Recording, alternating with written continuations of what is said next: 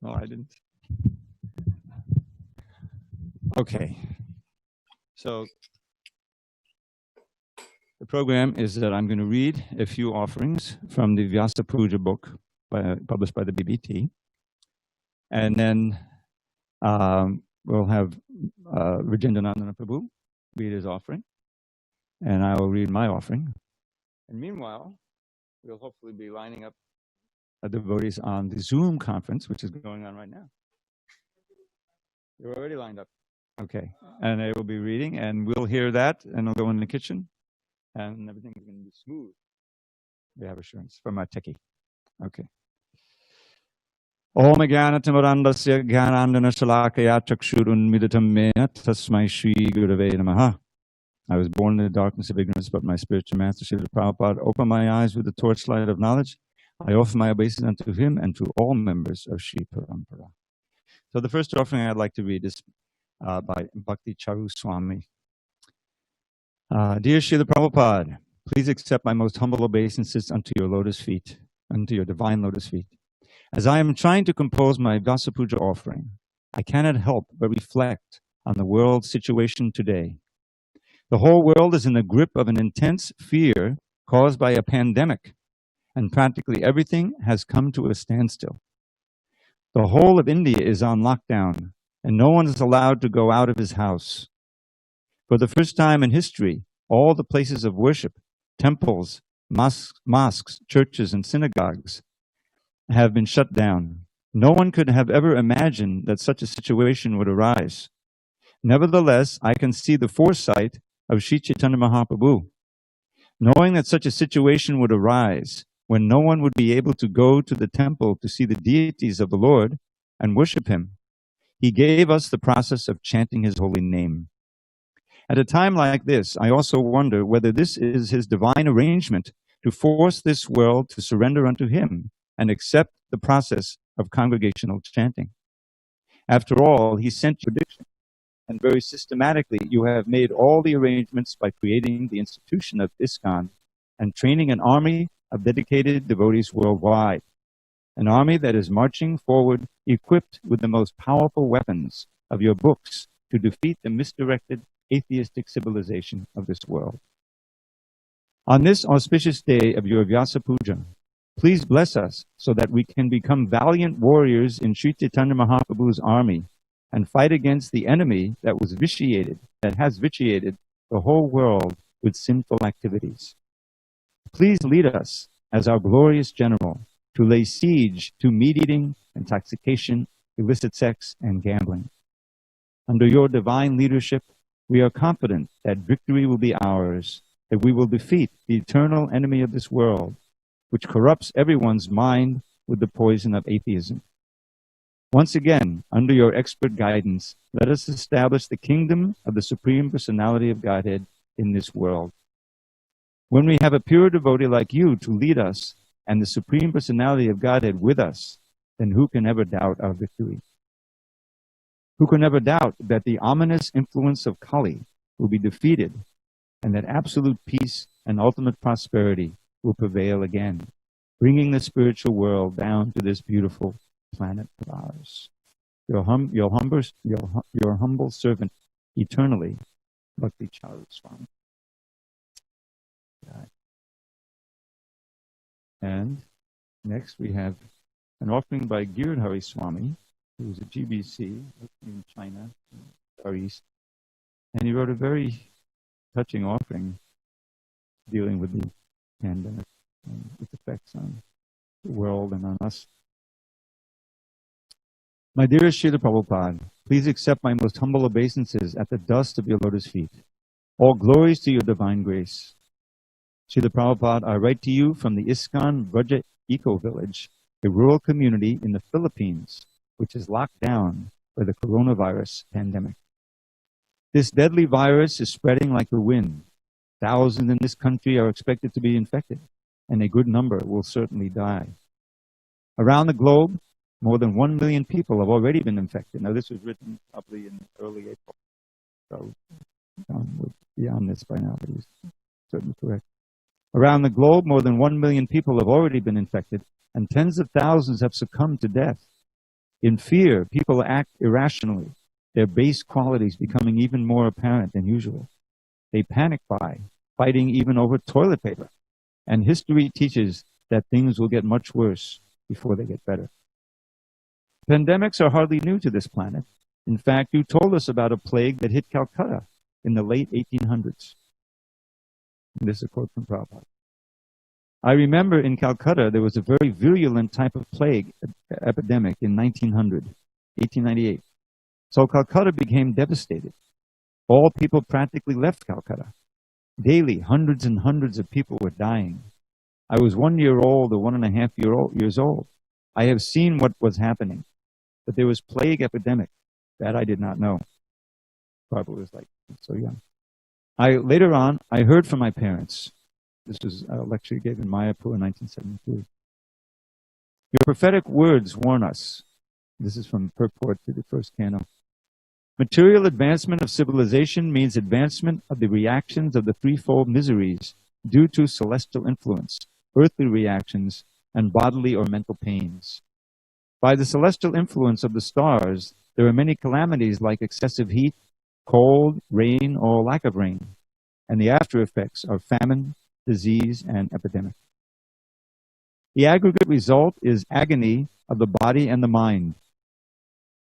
Man-made material science cannot do anything to counteract these threefold miseries. They are all punishments from the superior energy of Maya under the direction of the Supreme Lord. Close quote. Owing to ignorance of Krishna consciousness, the masses have no idea why the world is faced with repeated calamities. But you succinctly explain why. This is a quote from a lecture Prabhupada gave in Mayapur in 1973. This is the law of nature. If you become disobedient to God, then Prakriti, or nature, will give you trouble in so many ways. And as soon as you become submissive, surrender to Krishna, the Supreme Personality of Godhead, there will be no more natural disturbances. Close quote. Physical and mental anguish now abound as the world crumbles to pieces before our eyes. People are desperate for solutions. The world's stage is thus being set for your faithful followers to unite and teach countless millions throughout the world as they become eager to hear transcendental knowledge. Devotees from around the world report that they have formed reading groups that study your books through video conferencing. They are appreciating you and your books much more than before. They realize that they should not take this valuable opportunity for granted. I have had such experiences, and I know many of you have vowed to continue the online reading when the pandemic is over. Opportunities are also opening to utilize the internet to meet new people and introduce your books and teachings to them. There is huge potential for online classes, courses, and other types of outreach programs. As I write, I am receiving tragic news that several of your devotees around the world have contracted COVID-19. This is before we even knew Bhakti True Swami was so. Have contracted COVID-19, and some have already left their bodies. We pray that you have given them shelter at your lotus feet. We also pray that you will protect the other devotees and that they can continue to serve you for many years to come.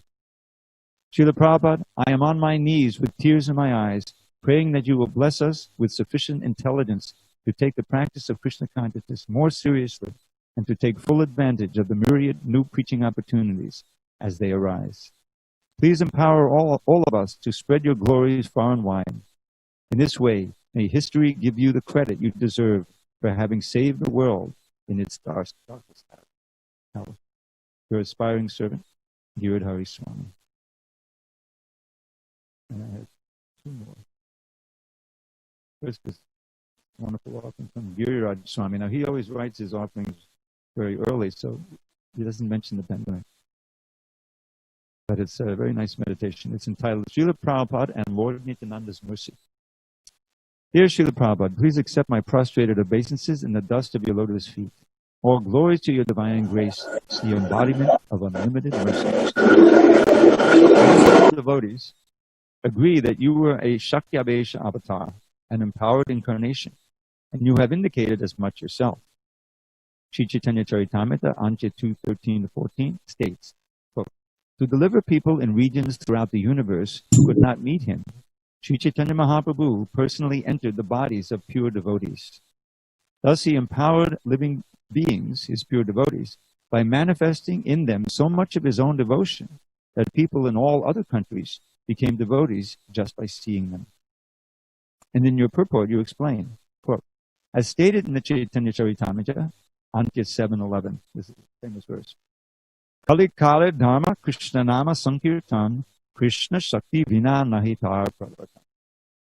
Unless one is empowered by the Supreme Personality of Godhead, Sri Chaitanya Mahaprabhu, one cannot spread the holy names of the Hare Krishna Maha Mantra throughout the world. Persons who do so are empowered.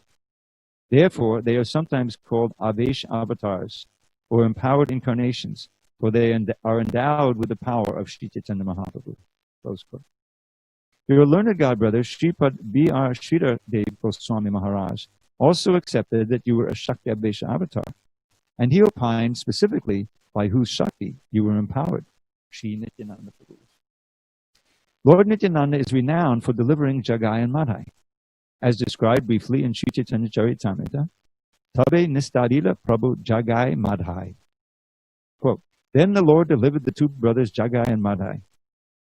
In your purport, you write, Jagai and Madhai were two brothers born in Navadvip in a respectable Brahmin family who later became addicted to all kinds of sinful activities.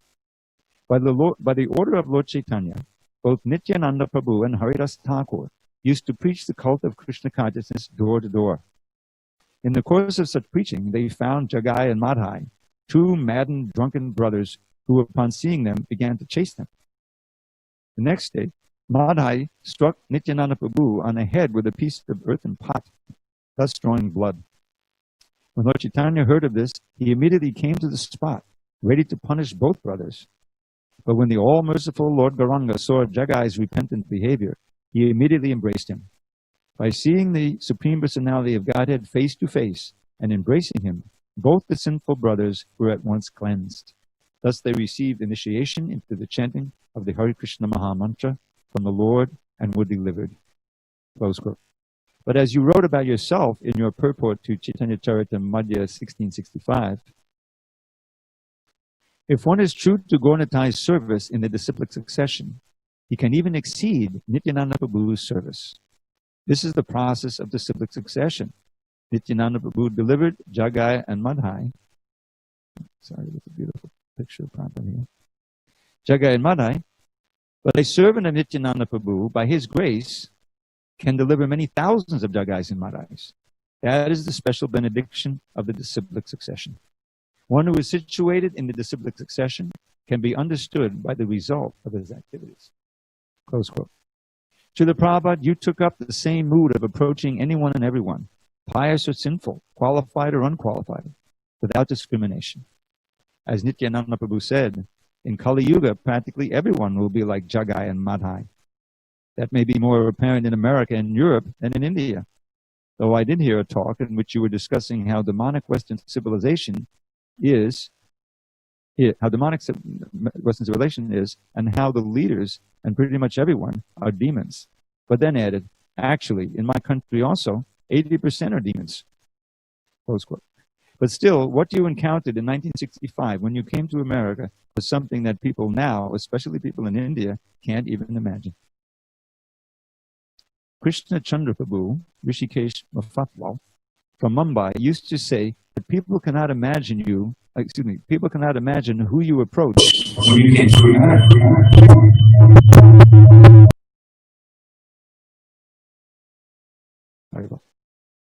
He recommended that everyone see the early DVDs of you, first at 22nd Avenue in New York, then at Golden Gate Park in San Francisco. Most of us can't imagine the type of people you were approaching, and they didn't always receive you or treat you well.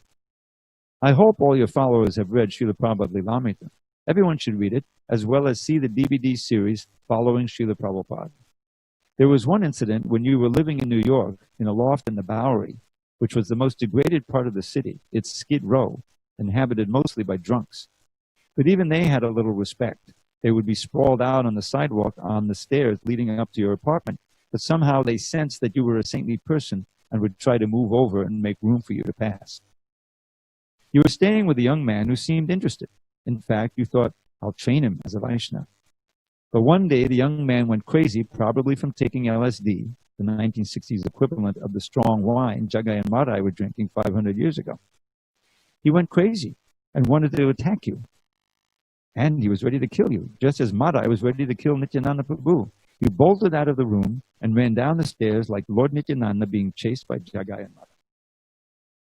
It is quite a story. What you endured for the sake of delivering the mercy of Gaur Nitai is inconceivable. On the boat to America, you suffered 2 heart attacks. And even in America, you had a lot of physical problems. But you endured everything. All these attacks of Maya, for the sake of delivering Gaur Nitai's mercy to us. And what Nityananda Prabhu wanted in India, you have fulfilled outside India. What Nityananda Prabhu wanted was fulfilled in Bengal. But through you, it's been fulfilled throughout the world. So you really are the embodiment of the mercy of Nityananda Prabhu. There's no one else in the history of our sampradaya, no one after Nityananda Prabhu, who has taken up that mood of approaching anyone and everyone without discrimination, without considering who is qualified and who is not. And you delivered the same message: chant Krishna's name, worship Krishna, follow Krishna's instructions. But not in so many words, because the people who you were approaching didn't even know who Krishna was. When Nityananda approached people in Navadvip and told them, chant Krishna's name, worship Krishna, follow Krishna's instructions, they knew who Krishna was, and they knew what he was saying. But in America and Europe, nobody knew who Krishna was. So, quote, just chant Krishna's name, worship Krishna, had to be explained in detail in books. And thus you wrote so many books to explain who is Krishna, what is Krishna's name, what are Krishna's instructions, how to chant Krishna's name, how to worship Krishna, why we should surrender to Krishna and follow Krishna's instructions. The same message that Lord Chaitanya asked Nityananda Prabhu to deliver to everyone, but in an expanded form, because the people you were approaching had no idea of Krishna's identity or instruction. When we go out with your books, it is like when Mahaprabhu sent Nityananda and Haridas to approach people with that message. Sometimes devotees are not well received, but even Nityananda and Haridas were not always well received. Lord Chaitanya would have nocturnal kirtans in Srivas Thakur's house, and if anyone was proud, they were not allowed to enter. Only humble, pure devotees were allowed. So all these proud people in Navadvip were upset and angry that they weren't allowed to enter the kirtan. Okay, let's go. He's a writer, so he's going on. Which is nice, it's all sweet, but yeah, short of time. They were allowed to join it. When Nityananda and Haridas came to their homes, they were angry with them. Oh, you have come from that Chaitanya Mahaprabhu and Srivas Thakur? And the people spread so many rumors about them. They are thieves. They come to your door and say to chant Krishna's name and worship Krishna. But really what they're doing is looking in your house to see what you have so that they can come back at night and steal it. The people spread a lot of false propaganda. So we have to accept that, expect it and accept it without being deterred. It didn't stop Nityananda Prabhu and it didn't stop you, and so it shouldn't stop us. So your movement is the continuation of Nityananda Prabhu's mission. And you really have that mood. When one of your early disciples came to India and the Calcutta temple president phoned you in Bombay to tell you that the devotee was smoking ganja, marijuana, and asked what to do, you told your secretary, Tamal Krishna Goswami, to relay your response. Tell him that if he doesn't stop smoking ganja, I will reject him. Afterwards, Tamal Krishna Goswami asked you, is it true that if he doesn't stop smoking ganja, you will reject him? And you said, no. I cannot reject anyone. Tamal Krishna Goswami asked, but don't you have to draw the line somewhere? And you replied, the mercy of Lord Nityananda has no limit. So that was your mood, and you were in the mood of Nityananda Prabhu. Srila Prabhupada ki jai. And so I'm going to read one more from this book. It's short, from Radhanath Swami, but always very cogent. So. Dear Srila Prabhupada, please accept my life as your humble servant. Please accept my life as your humble servant. In your compassion to all the world, you have opened the doors to the unborn and undying nature of the soul. You reveal that the living force within us is forever a loving servant of the Supreme, all beautiful, all merciful, and all loving personality of Godhead. Just prior to the Kali Yuga, Krishna descended to attract our hearts into the pastimes of Vrindavan. Out of infinite kindness, he came again as Sri Chaitanya Mahaprabhu to taste and distribute ecstatic spiritual love through the Sankirtan movement. In doing so, he showed us the simplest way to reach the most intimate level of liberation. But the darkness of Kali hid his blessings from the world. Then, Srila Prabhupada, you came to let the light of Mahaprabhu's mercy shine throughout the world and dispel the darkness of material suffering. While people were obsessed with finding solutions to their endless problems, you spoke the simple truth that the real problems are birth, old age, disease, and death. Repeatedly, you warned us of the nature of the material world, where suffering and death are inevitable. With the coming of the coronavirus, the world is now on its knees in fear, confusion, and despair. This is but a glimpse of what will come in Kali Yuga. But, Srila Prabhupada, you enlightened us with an eternal truth, where Krishna's love and endless joy are forever awaiting. Every situation is an opportunity to seek shelter in God's grace and share this mercy among devotees. In this spirit, as a devotional community, we have the chance to share the treasure of bhakti with the world. As the embodiment of Krishna's divine grace, you pleaded with us to rise above petty differences and distractions and unite to receive and distribute Lord Chaitanya's mercy. In your compassion for all beings, you taught us the purest meaning of love. You entrusted us with the holy names, a medicine that can immunize all of us from the pandemic of ignorance and all its subsequent sufferings. You opened the gates to the spiritual world, which is seated in our own hearts, where Shri Shri Radha Gopinath will smile upon us and welcome us home. I pray, Srila Prabhupada, that you will please help me overcome my seemingly endless pathetic weaknesses, so that my every heartbeat may be an offering of love and gratitude to you, an aspiring servant of your servants. And now I would like to ask Prajendananda to read his offering.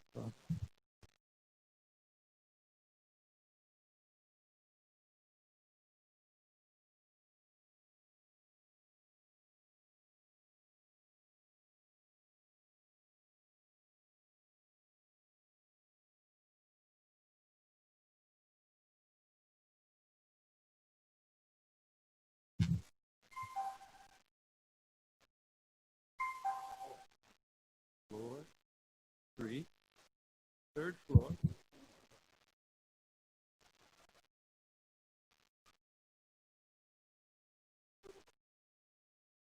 Hare Krishna. First of all, I'd like to offer my obeisances to everyone here and on the internet. Anchukopatrubhyascha, Kritasindhubhyavaccha, Patitanam Pavanebhyo Vaishnavebhyo Namo Namaha. I'm very grateful to be here today. I've been given some shelter by Srila Prabhupada and his servants. Though I'm unworthy of such mercy, I want to say that I'm missing everybody, and that we can take solace in this Vani Sangha through the internet, etc. And I'll make a plug. My offering is in the Srila Prabhupada Tributes book. It's online. Generally, they only send the copies to people who enter the offerings, and I wrote it early enough to get in there. But you can go online and download it just like you can the regular BBT, VyasaPuja book.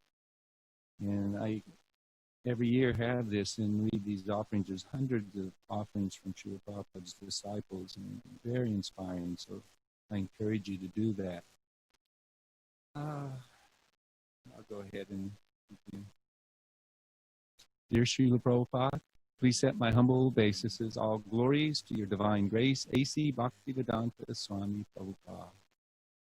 Once again, I had the good fortune to offer some glorification and expression of gratitude to you on this most auspicious day of the anniversary of your appearance in this material world. I'm feeling unqualified to properly perform this service. It's like Dhruva Maharaj, who needed the touch of Lord Vishnu's conch shell, or Palavechar Sridhar. Speak louder. Okay.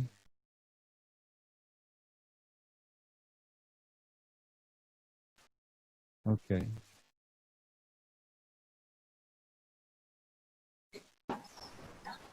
Thank you, Mama. I'll reread those they couldn't hear in the kitchen. They're making some offerings for Srila Prabhupada. Once again, I had the good fortune to offer some glorification and expression of gratitude to you on this most auspicious day of the anniversary of your appearance in the material world. I'm feeling unqualified to properly perform this service. So like Dhruva Maharaj, who needed the touch of Lord Vishnu's conch shell, or Kulavechar Sridhar, who needed the blessings of Lord Chaitanya to offer prayers of glorification, I need your mercy to say anything of value you might be pleased with. I pray for your mercy and permission to try and proceed.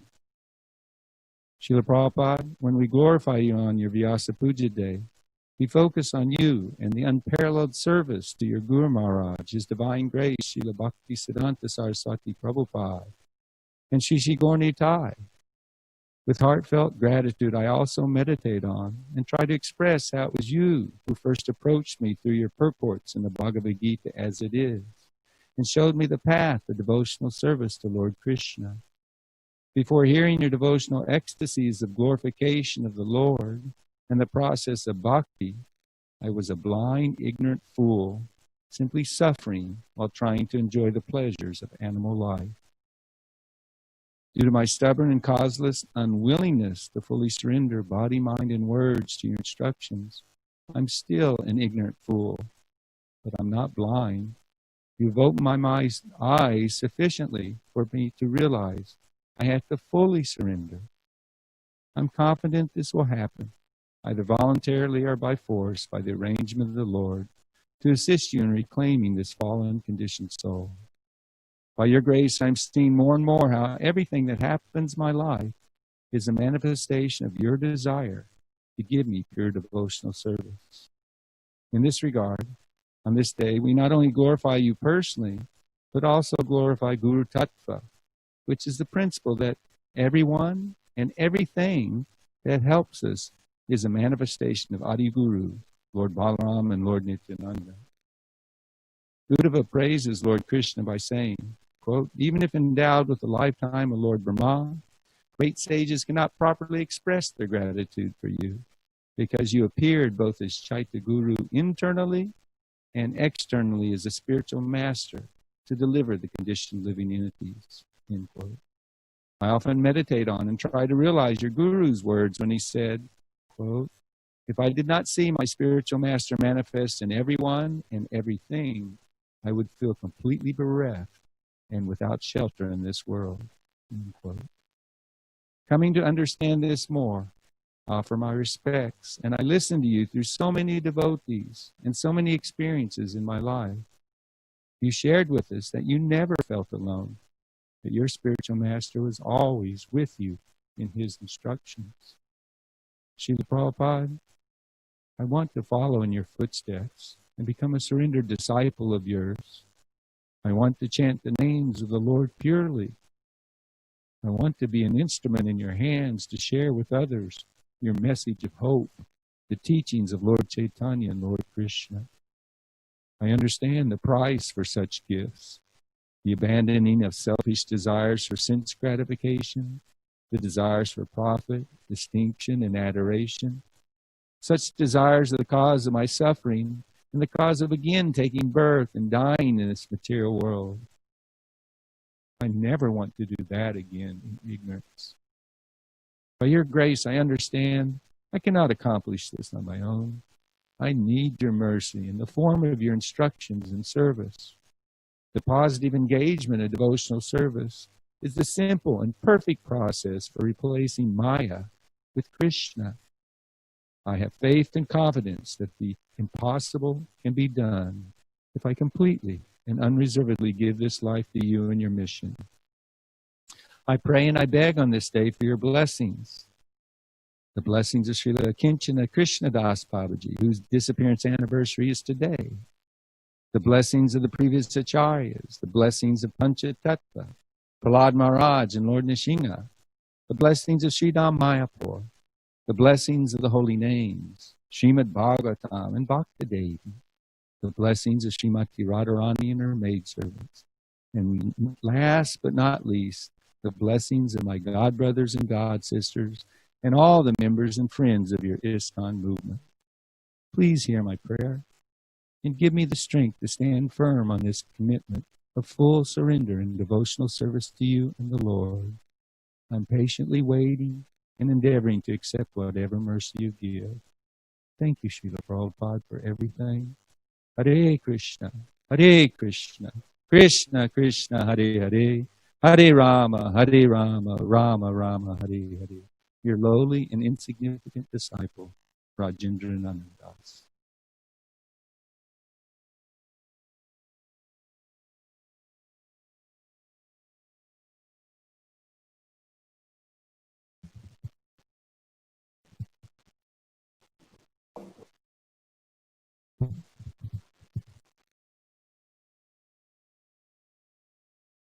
Thank you, Rajendra, for a very nice offering. And here's one that's not so nice. If you like you'd to leave now, you're welcome. Dear Srila Prabhupada, please accept my most respectful obeisances at your lotus feet. All glories to you. It's been a little over 47 years since I decided at last that trying to practice bhakti yoga on my own was hopeless, that I needed the encouragement, shelter, and spiritual strength that only a temple and ashram filled with Lord Krishna's devotees could provide. So I gave up my little apartment, job, life savings, and car, and joined the legendary Henry Street Temple in Brooklyn on March 27, 1973. 9 days later, you visited the temple.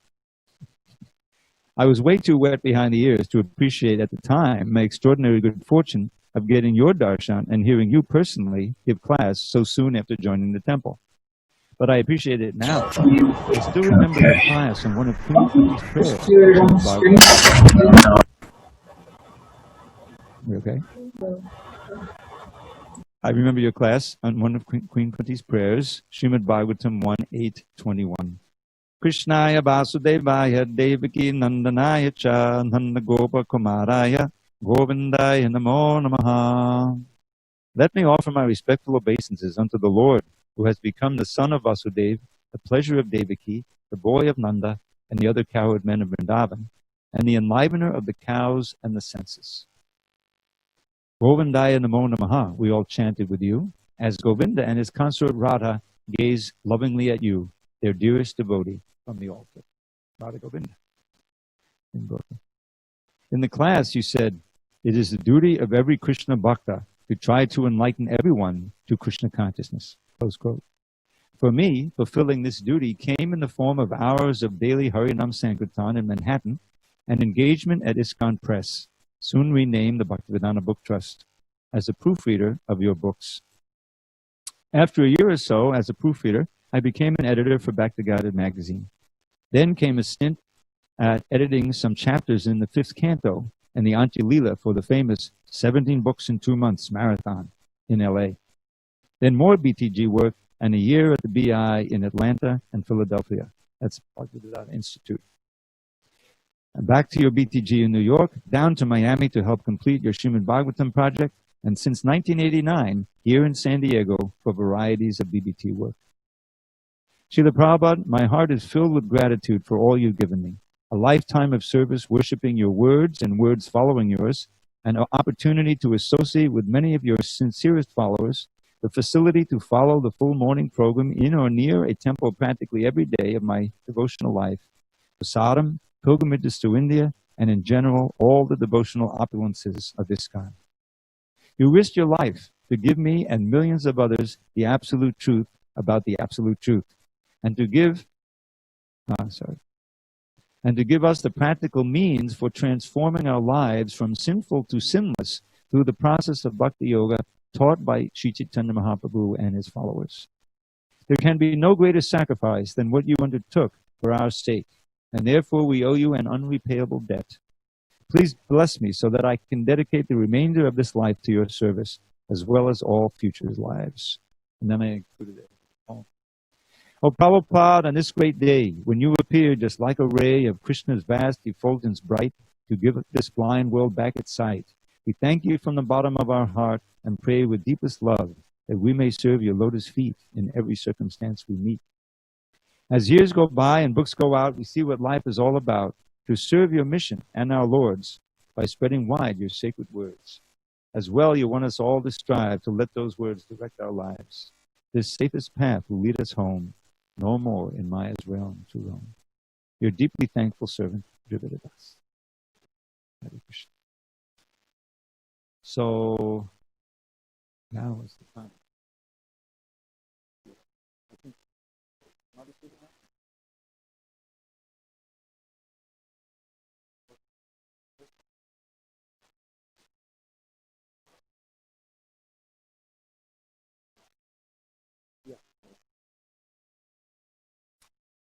So I'd like to now call on Madhusudan Prabhu, who's at home, to read his offering through the internet, and we're praying. Okay.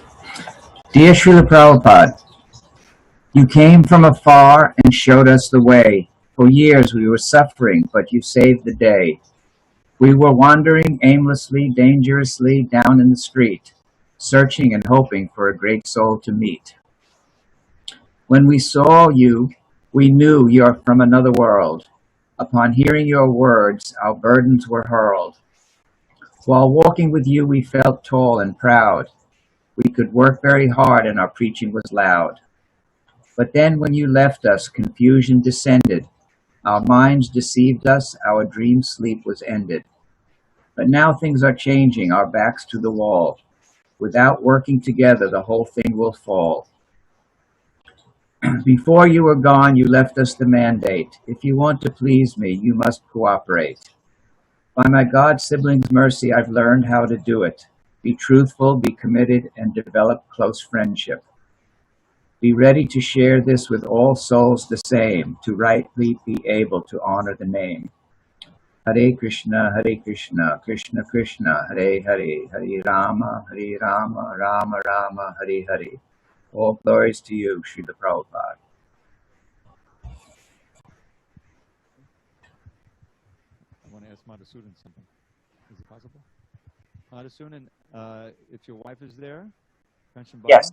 Yes. can she read her offering? Yes. You ready? Okay, just make sure you speak close to the mic, wherever it is, on the computer or whatever. Oh, it was a little low? No, it was just a little muffled, but it was okay. We heard. Okay. Well, I'll do it. Okay. All right.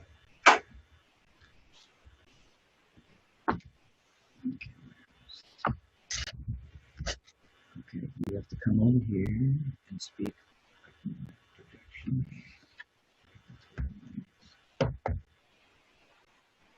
Hare Krishna.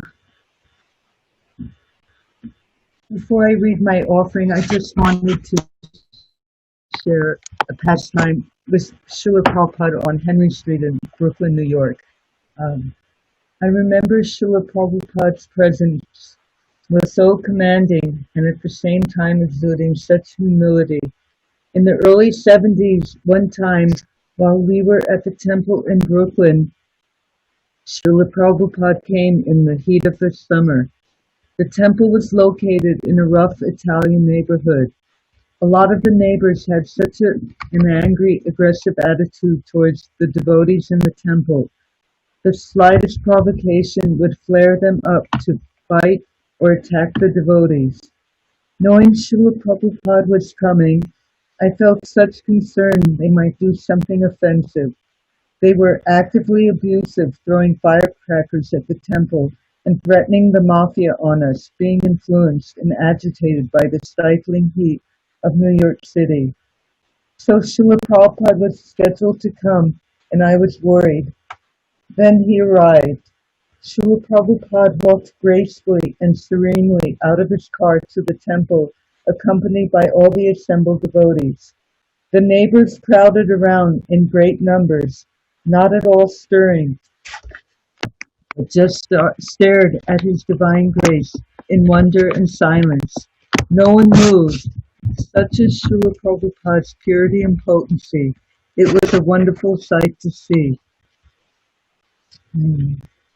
That was a deep impression, like so many others. But here's Dear Srila Prabhupada, Please accept my most humble obeisances in the sacred dust of your transcendental lotus feet. It is only by your forever causeless mercy that you accept me in your loving devotional service. And to begin to even approach Sri Krishna, Srimati Radharani, and Lord Chaitanya is only by your grace. Even though over 50 years ago, how can I ever forget this? This is so much more. When I first became a devotee, I was offering cattails, moss, and bark on my altar at home with Lord Jagannath Deities, a devotee entrusted to me, thinking it was so beautiful to offer Krishna. I had written a 6-page letter to you, Srila Prabhupada, which included this, and you wrote back, quote, "My sincere blessings are for you for your nice prosecution of Krishna consciousness. Whatever you are doing at the present moment is approved by me, and I think on account of you becoming a sincere soul. Krishna is dictating from within, and you are doing things so nicely." Unquote. I was so encouraged then, but even more so as time went on.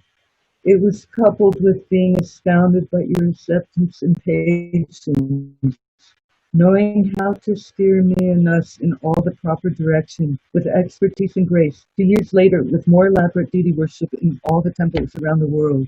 And then recently, I read such a sweet pastime of yours, Srila Prabhupada in Jadharani's book, The Art of Spiritual Life. Srila Prabhupada had Govinda Dasi and Gosindar do paintings of the pastimes of Prahlad Maharaj, while Jadharani did paintings for other temples with Srila Prabhupada's personal guidance. One day she went to the art store to pick up some supplies for the next painting.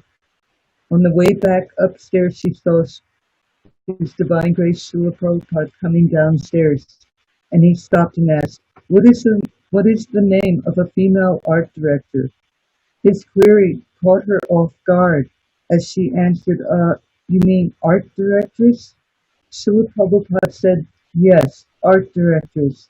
You are the art directress. She felt honored, even though she felt there was no one to direct. The 2 other artists were personally guided by Srila Prabhupada too. Such is Srila Prabhupada's charm. A little while later, I, with other devotee girls, were given that devotional service painting for other temples under Jadharani's direction. This just shows also you, Srila Prabhupada's encompassing vision.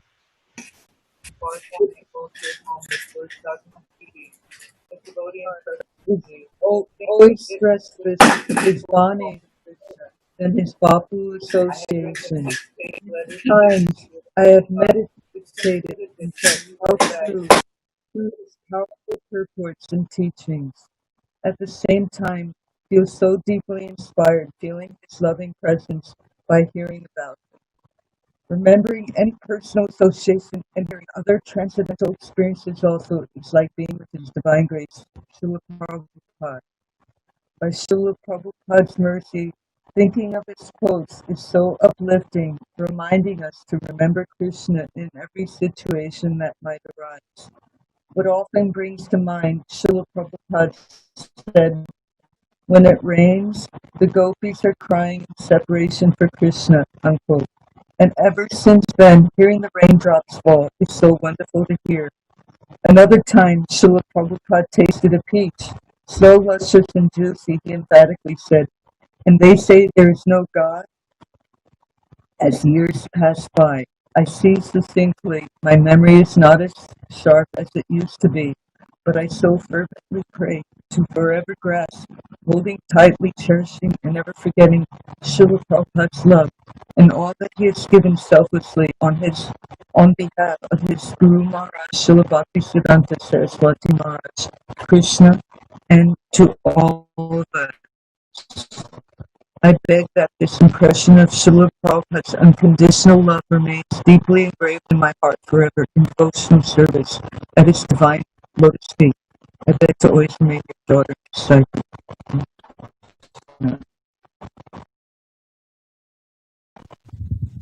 Thank you so much, Madhusudan Prabhu and Kanchan Baba Mataji.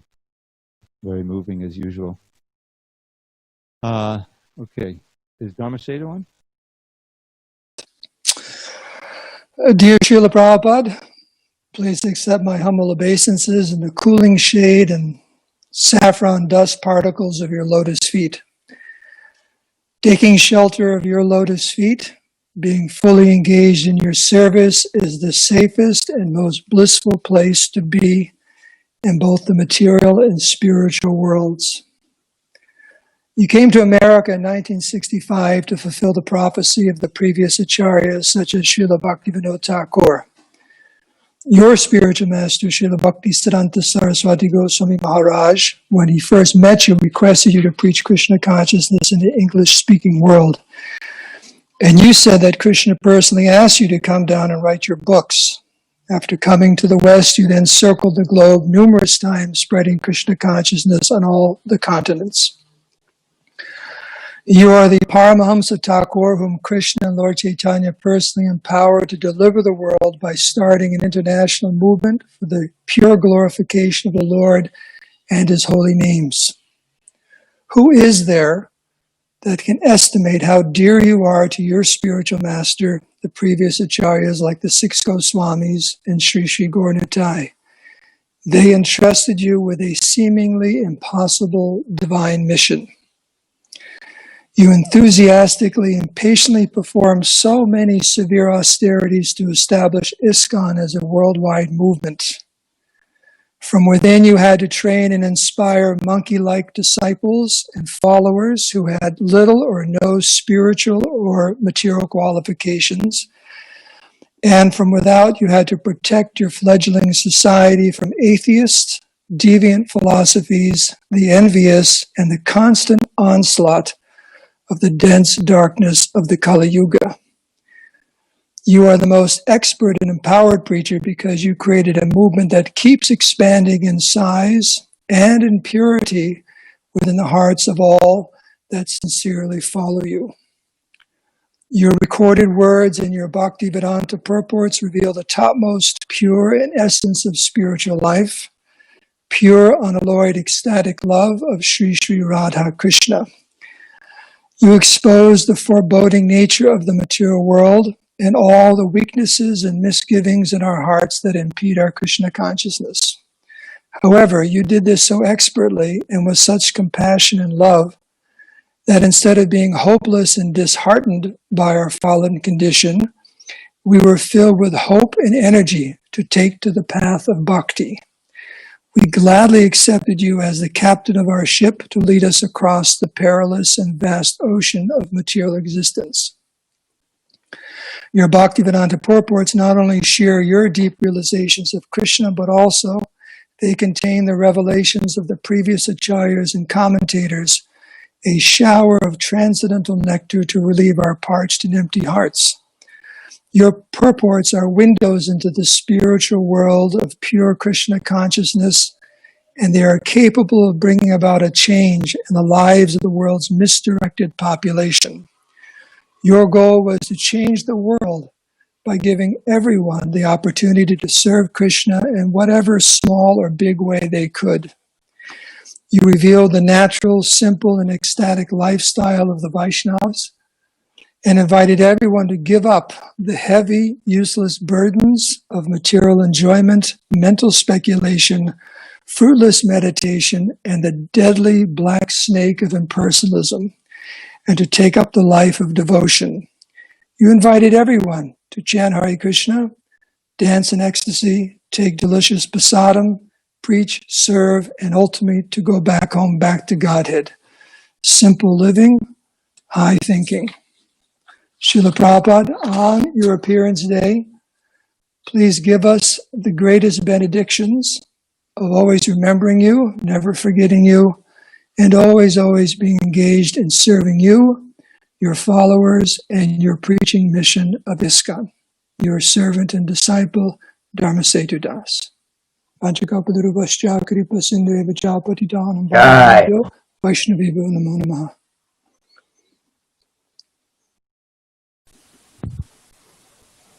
Ajadasi, can you hear me? We can hear Okay, can everyone hear me? Yes. Oh, fantastic. The sound is great now. All right, so I'm Aja, And I'm going to read some stories from Memories of Srila Prabhupada, Anecdotes of a Modern Day Saint.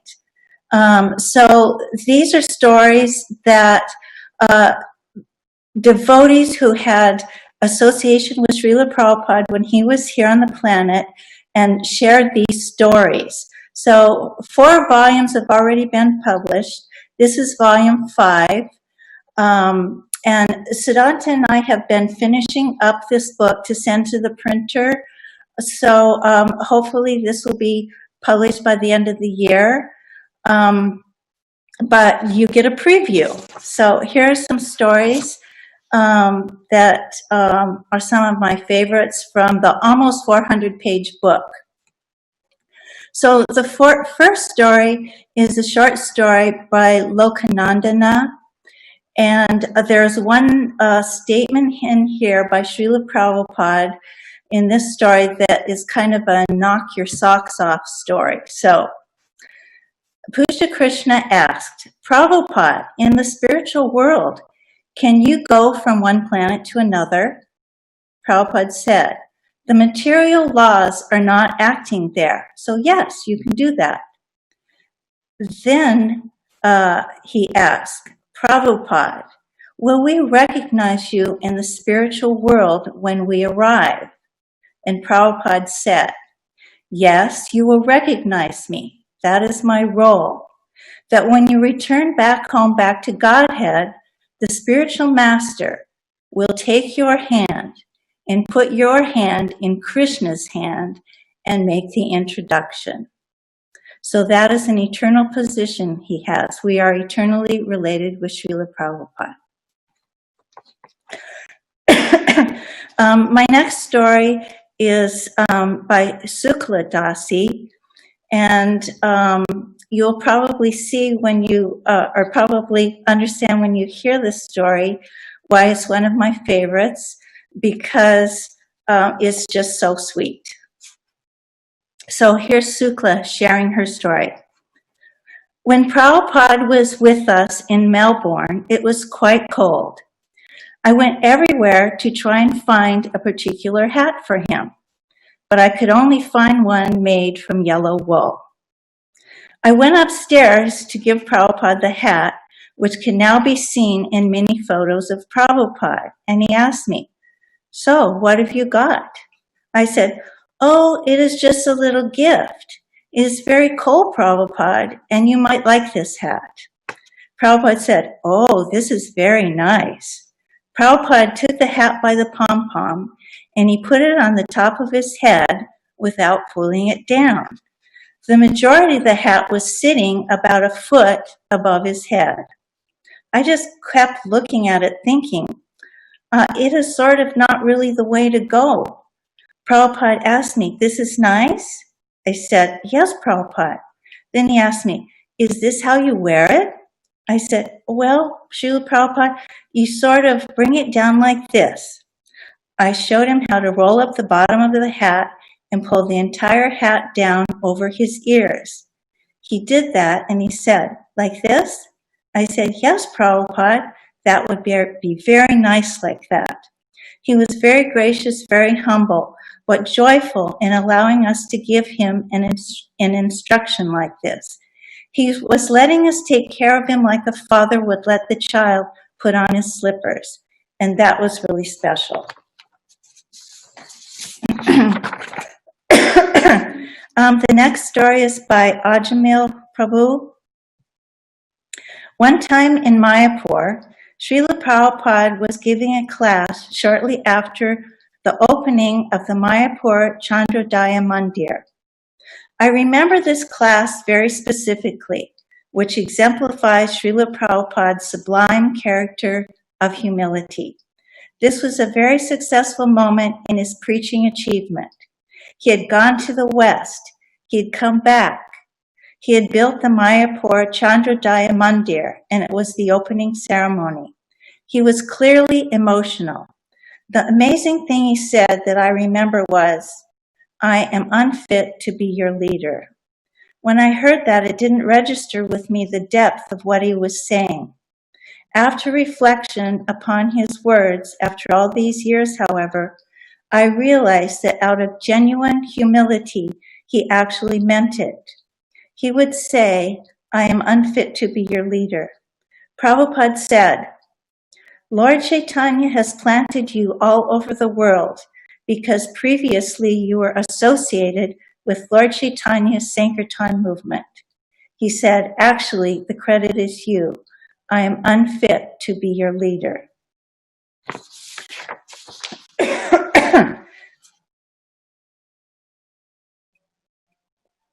And my last two stories have been shared by Srila Kirti, who was Prabhupada's personal servant and had intimate association with Prabhupada. And why I chose these stories is because in each one of them, Prabhupada reveals with his own lips the significance and position that he has. So here we go. Srila Kirti said, one time, Prabhupada specifically told me, make puffed rice. The night before, I asked for puris and sabji at 9 o'clock at night. And he said, last night was too heavy. I had difficulty getting up to do my translating work. He was still getting up at midnight to do his translating work. So he is making an adjustment to his late night diet to accommodate his work. Then he said, my mother, she made excellent puffed rice. He described the whole process, and then he started talking about another childhood pastime. He said, one night I told my mother, you make me puris. She said, no, it is too late. I'll make you muri, puffed rice. Of course, no is not in his vocabulary. Maybe he was 5 or 6 years old. Anyway, he wanted his puris. So he said, I want puris. And again, she said, no, I'll give you something else. The third time he said, I want puris, his father came in and said, if he wants puris, you give him puris. Then Prabhupada looked at me, Srila Kirti, and Prabhupada said, perhaps my father knew. There was maybe only one other time that I remember he made such a profound statement and then he would stop. He would never say anything more. You had to understand that he expected you to have enough intelligence to know what he meant. And then the last story by Srila Kirti also points out Srila Prabhupada's position. The other time that he gave us some insight into his real position was after he went around the world within a span of 2 months. He started in Juhu and he wound up back in Mayapur for the festival in 1975. Prabhupada was sitting behind his desk, and in the room was Jayapataka Maharaj, Bhavananda, Atreya Rishi, and me.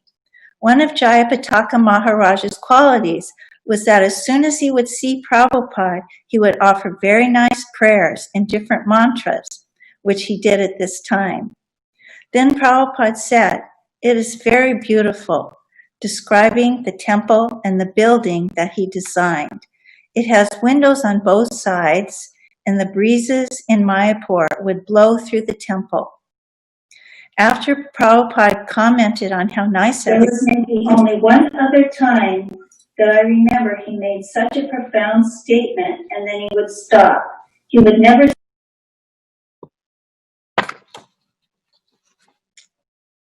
Okay.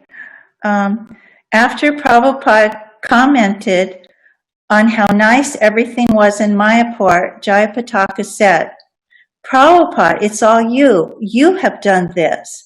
Then he said, it's all the mercy of Srila Bhaktivinoda Thakur. This was his desire and Srila Prabhupada's desire, meaning his spiritual master. Then he said, Bhaktivinoda Thakur predicted that this would happen, that a personality would come who would bring people from all different countries all over the world. He continued, he predicted that person I may be. Then he looked at Jayapataka and said, "So what types of bananas have you planted?" Jayapataka said, "What bananas?" In other words, Prabhupada would immediately deflect the attention off himself and change the subject to the conversation. The amazing thing was when he said, "That person I may be." It was very obvious, but in all his humility, he couldn't even say such a thing, but he let us know. Haribol.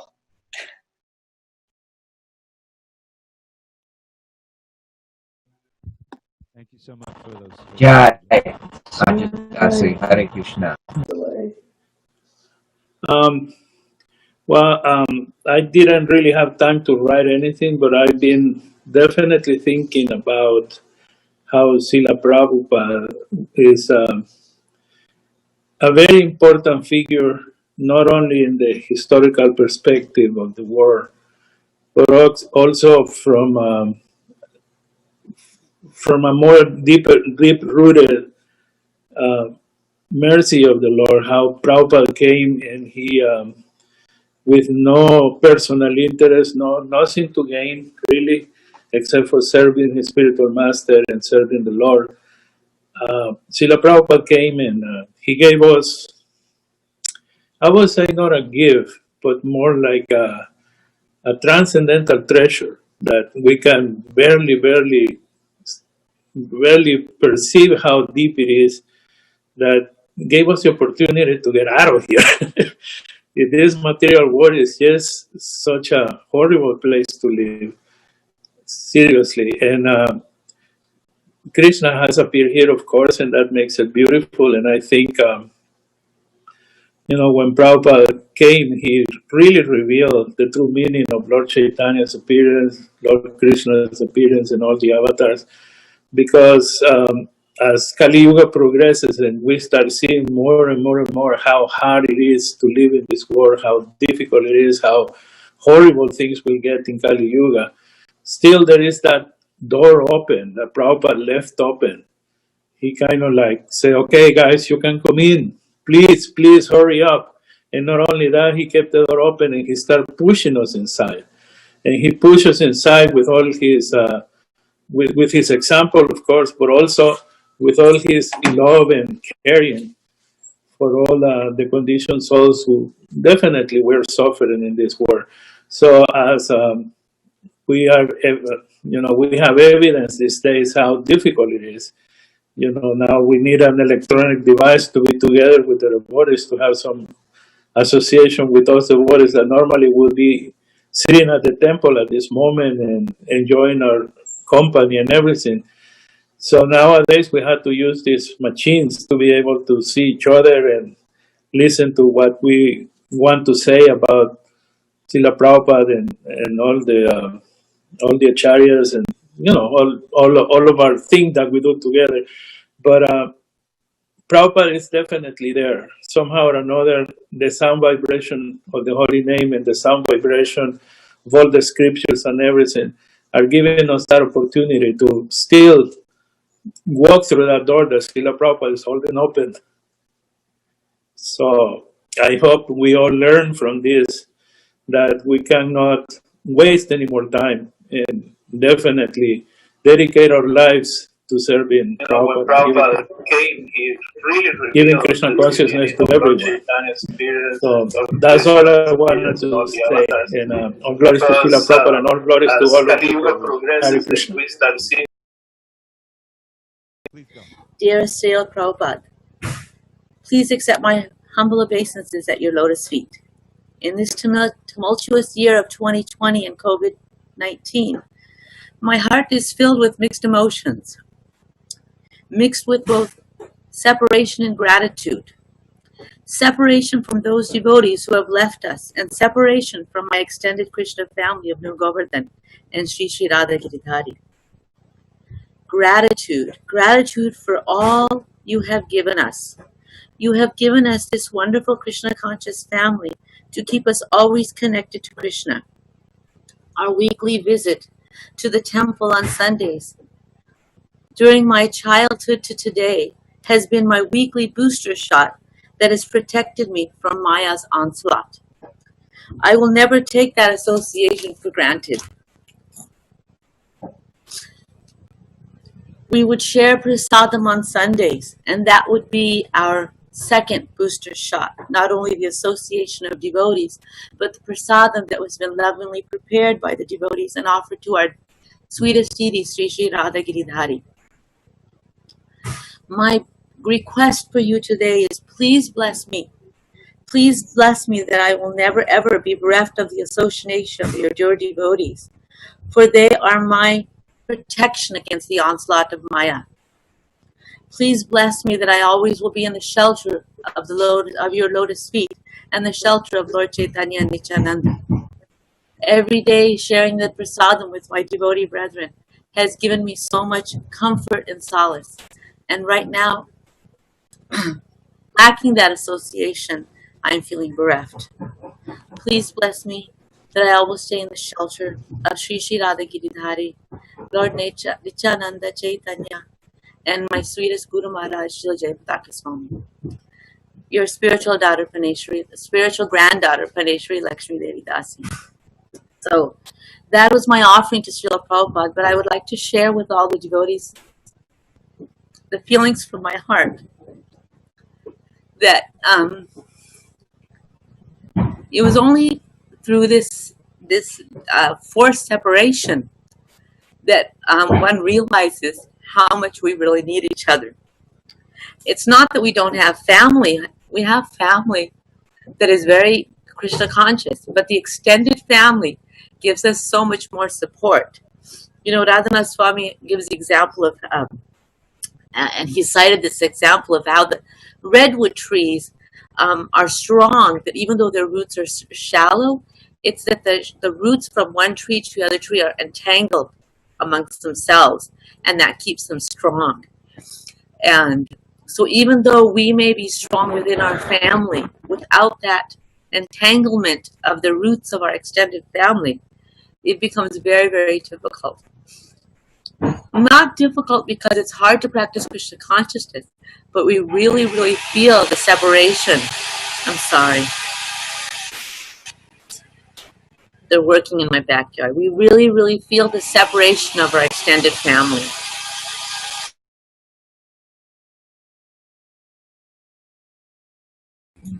So I would like to offer my most humble and respectful obeisances to all my extended God family. And please, please, please keep each other in our prayers, that we always will stay connected, and even this COVID-19 will not stake us apart. Thank you very much. Hare Krishna. Vancha kalpatarubhyasya kripa sindhubhya eva cha patitanam pavanebhyo vaishnavebhyo namo namaha. Hare Krishna. I'm so sorry.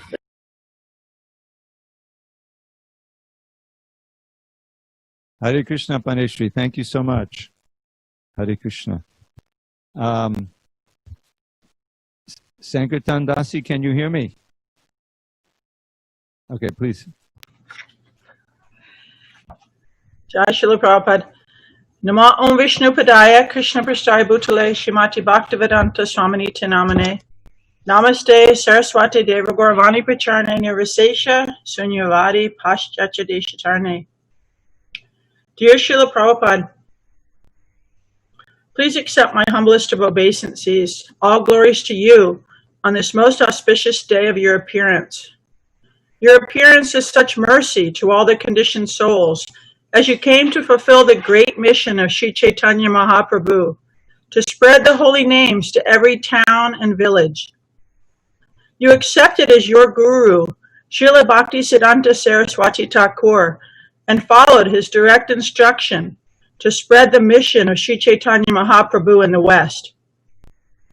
How could one septuagenarian gentleman from India possibly travel to America with $7 to his name, establish a worldwide movement, an international society for Krishna consciousness in a few short years? May I be so bold as to answer that question? You were able to do this because you are completely, 100% faithful and surrendered to Krishna and the orders of your guru, Srila Bhaktisiddhanta Saraswati Maharaj. You told us, you showed us that surrendering to the will and taking the mercy of Guru and Krishna can make the impossible possible. You were empowered to transform hippies into Vaishnava devotees of the Lord, teaching them to chant the Maha Mantra. You translated into English and published through your BBT dozens of transcendental volumes of historic Vaishnava literature, which were also then translated into many languages and distributed extensively throughout the world. You were given the strength, despite your advanced age and deteriorating physical health, to circle the globe multiple times, preaching in cities, towns, and villages to fulfill your Guru's request. Srila Prabhupada, it is your words, your instructions, and your unalloyed devotion that is responsible for the ever-increasing spreading of the holy names. You are responsible for engaging people of all races, languages, colors, and creeds in the chanting of the Maha Mantra as their personal japa and together as Harinam Sankirtan. In these ways, you also engaged your disciples through your perfect example and instructions in spreading Vaishnavism throughout the world. On this day, the celebration of your most important appearance, I have a humble request. May your works of devotion not be hampered or hindered by our material addiction to change. You instructed that it is the disciples' duty to repeat what you have given us unchanged in order to successfully help the conditioned souls to escape the clutches of Maya. In this way, may we all be able to become Guru too by simply repeating your words and teachings unchanged to everyone we meet. May we hear and repeat without deviation or alteration what you have taught. I believe that will be our greatest service to you. I beg for your mercy and your help in my endeavor to follow your instructions unadulterated by my own mental speculation, praying to be in your service for eternity. Sankirtan Dasi. Hare Krishna. Jai Srila Prabhupada. Jai. Hare Krishna. Hare Krishna.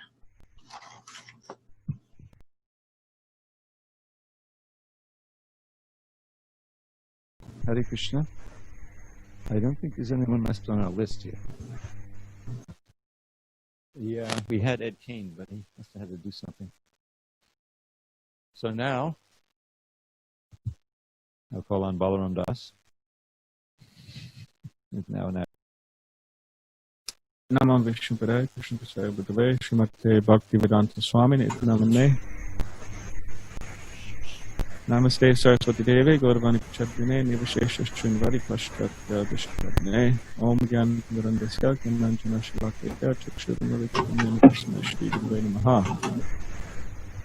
Ukam Kartivachalam Pangam Langa Teginim, Yatkipatam Ham Vande, Shri Gurun Dinkaranam, Bansha Kapurivishta, Kipas Sindhavevacha, Patitanam Pavnebhyo, Vaishnavebhyo Namo Namaha. Jaya Shri Krishna Chaitanya, Prabhu Nityananda, Shri Advaita Gadadhar. Shri Vyasa Bhaktivinoda. Hare Krishna, Krishna Krishna, Hare Hare, Hare Rama, Rama Rama, Hare.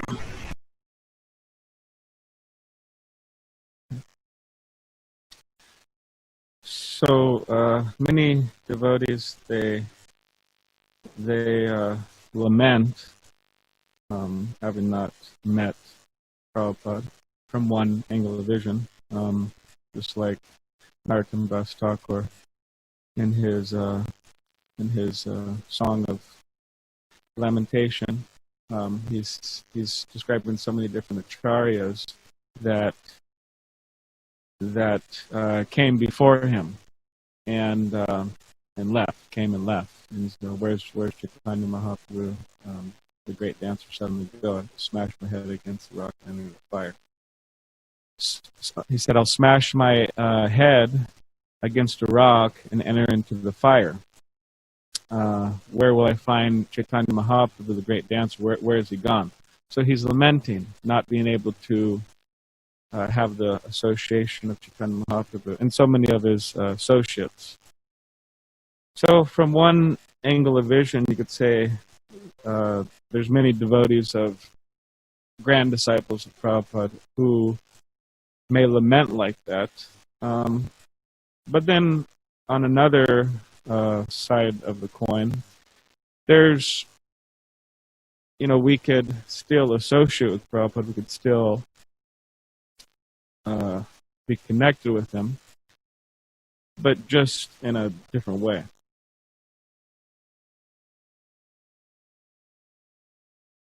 So, in my case, obviously, can you hear me? Too low? So, in my case, obviously, I was born. This material body was born in 1988, so 32, some days from now. So I didn't. I wasn't there in New York. I wasn't there in San Francisco. I wasn't there wherever the world where Prabhupada was going around.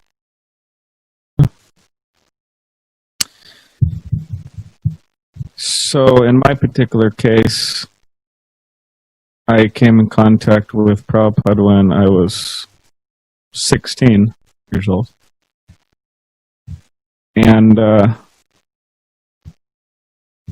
I came in contact through one of his books.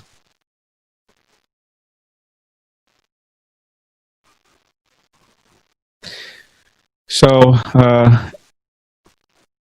and that was, about 16 years ago from in the past. And I was walking out of a store with my mother, and Radhanath Das, he was there, which I don't know much about him. I mean, I know something about him from speaking with devotees, but I'd like to talk with more devotees about him. But he's a Prabhupada disciple. He passed away maybe 10 years ago, and he was part of the Radha Damodar party, Tamal Krishna Goswami's and Vishnujan Swami's Radha Damodar party, traveling throughout America distributing Prabhupada's books. So he's a young brahmachari, and he came down with this disease, and which it just completely wrecked his body, and he had to get his legs from the knees down amputated, and became very thin, and I heard, which is probably a lot of people's worst nightmare, they have to blend everything they eat. I mean, that's imagine we're having this feast today, right? I mean, we're not imagine, we are going to have this feast today after it's offered to, Radha Girdashi, the Prabhupada. And devotees are taking so much trouble and so much endeavor, cooking everything up, buying the ghee, it's a big, it's endeavor, and it takes time, energy, and it's nice to do that. But just imagine just taking all that and just putting it in a blender, just blending it up, and then drinking it. I mean, that's what he had to do every day. It's like someone's worst nightmare. It's terrible. I mean, from a point of view. So he was doing that, and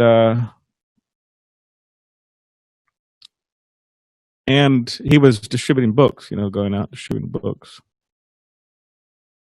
and every day, or quite often.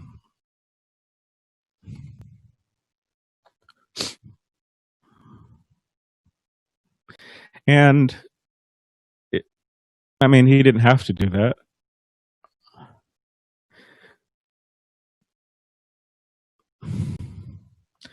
I'm having a little bit of a hard time here. Sorry. He didn't have to do that. I mean, nobody was forcing him, okay, go out. He was doing it. And I mean, he went out one day, and I was there. absolutely stupid kid, you know.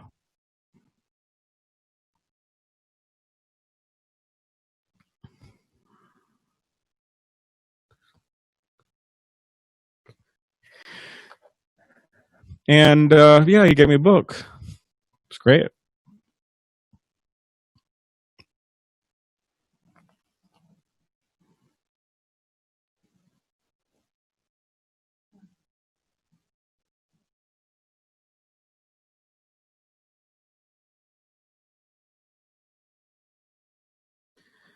So yeah, it was amazing. He gave me the book, and you know, I went home, and to which Tirtha Maharaj later he told me, he said, when I joined the temple, he said, "Oh, he said Krishna saved you from that, you know, situation."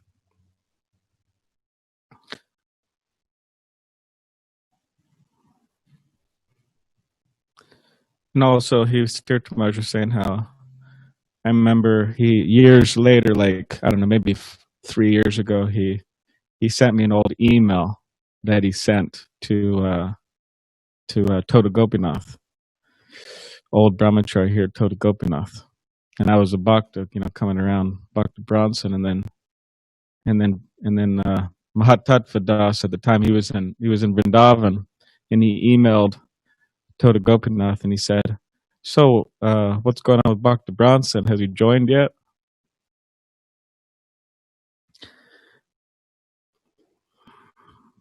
And then he said, "You better jump on that before Maya fills up his schedule."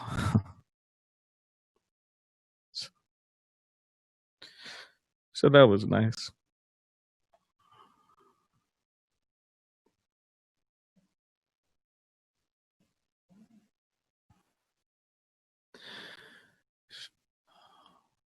So it was like a you know, combination of obviously Prabhupada and Radhanath Prabhu, and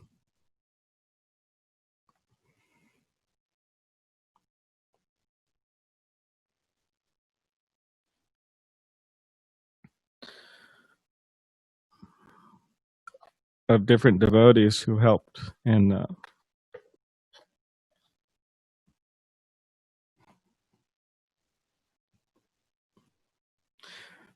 oh man, I'm having a really hard time this time. This is like the most difficult one I've ever had. So yeah, it was a combination of different devotees who helped in the process of trying to extricate me, and who are still trying to.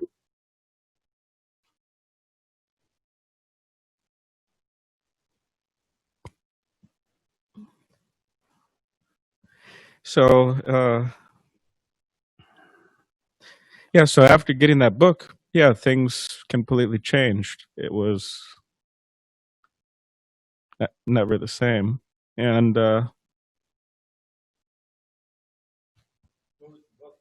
Perfection of Yoga, small book, it's small but powerful, you know, punch of a book. Yeah. So Perfection of Yoga, and specifically, I like the part Srila Prabhupada was saying, "You're not your body, your pure spirit soul." So that really stuck out in the book. So then, yeah, I visited this temple here and started attending the gatherings and everything, and yeah, I really liked it, and I was very impressed by everybody and everything, and it was great. Yeah. And so you could say that by meeting Prabhupada and his followers, you could say it was an endeavor to ruin my material life, which for a lot of people, they say, "Oh, that's just horrible." You know, how is that great? You know, you ruin somebody's material life. Like Bhajan Swami tells the story of a boy who joined the temple, and his parents didn't want him to join the temple. because they want him to be materially successful and just be a perfect materialist. Just like Hiranyakashipu, he wanted Prahlad Maharaj to be a perfect materialist, and then when you go against that, they become upset. So this boy, all of his plans, aspirations, desires, they're all completely practically destroyed, his interest in them. So they were trying different ways to get him back. And then eventually he went to this a wedding, with the family, and then the boy was in the marriage ceremony, and then to death do you part, they say that. And then the boy said to his father, "Oh, see, at death they have to part." And Bhajan Swami heard about that, and then the father said, "Okay, you take him. You ruin this kid." So it's okay. I'll wrap up right now.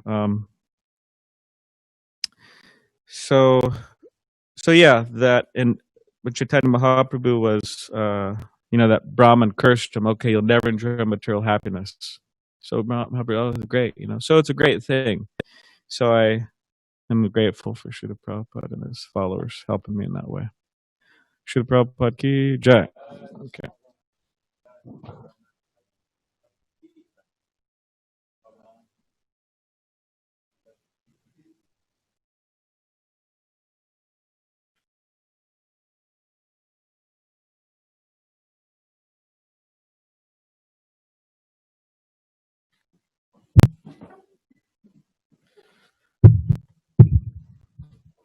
Well, that's a hard one to follow. Hare Krishna.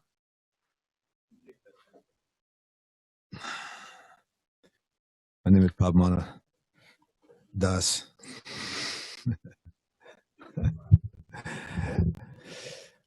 Hare Krishna. My name is Padmana Das, servant of Srila Prabhupada. So I just quickly wrote this morning just before I came. So, dear Srila Prabhupada, Namo Om Vishnu Padaya Krishna Prastaya Bhutale Srimati Bhaktivedanta Swaminiti Namani Namaste Saraswati Deve Gaurvani Pracharne Nirvashesha Shrivani Paschatade Satarne. It is said that one must approach a spiritual master if one at all wants to understand the truth of life. It is not optional. Katya Upanishad says, Tad Viganartham Sagaram Eva Vigachit Shrotriam Brahmanishtam. No one by himself can understand the absolute truth, which is beyond the senses and one's direct experience. Unfortunately, in modern society, this necessity is not understood. Bewildered by so-called modern scientists, we pride ourselves with technological achievements and conclude that the origin of everything was a Big Bang. No need for anyone such as God, who no one has seen. Until you appeared, Srila Prabhupada, no one had been able to challenge the scientists' ideas effectively. With simple explanations, you have kicked them on their face. Life comes from life. Such an obvious concept, but no one has expressed this before you. You railed endlessly against their atheistic impersonal teachings, seeing them as the enemies of the people in general, as they discourage inquiry into the possibility that there is indeed a personal God. In fact, you have perfectly described the science of God, revealing every aspect of his existence and purpose in this world. To teach science in any field, one has to spend considerable time explaining many things in order to provide an infrastructure upon which the core concepts can be supported. Modern science requires advanced mathematics and many years of study in other disciplines to understand. And in spiritual science also, many concepts must be understood before one can hope to understand the final conclusion with full understanding and firm faith. Most people cannot understand how a person could know something beyond their senses, since we all share the same material bodies which have the same limitations of sense perception. Why should this person over here, purporting to be a knower of God, be any better than an ordinary man? Why should his opinion be more profound than anyone else? Would it not be folly to attach oneself to such a person, become his follower, and surrender to him? The modern scientist would scoff at such a flawed idea. Yet they fall down at the feet of their acharyas, like Einstein, Planck, and others, for their knowledge and understanding. Nobody can be self-made, not even scientists. Everyone must accept by faith who have come before. No exceptions. So again, why this person to the exclusion of all others? What is it that distinguishes that one singular person? How can one understand even to begin to search for someone like this? There must be some preliminary understanding, an infrastructure, a basis for the quest to find such a perfect personality. In the West, almost no one is making this inquiry to find someone who can reveal the esoteric secrets of life. Rumors of yogis and holy men in far-off places, with tantalizing stories of miracles, are the subjects of numerous books which line the shelves of New Age bookstores. False gods, bogus yogis, and such people gain notoriety, and yet the people find no ultimate solution to their miserable lives. Certainly no one understood what you came to teach, to present real, spiritual, practical life to those of us who were covered by ignorance and enamored of so-called scientific achievements. Your bold appearance, uninvited, in the Western countries was more than a daunting task. For a singular person without support in a foreign country filled with atheists and agnostic people, to preach and spread a God-conscious message was, to an ordinary person observing this, impossible.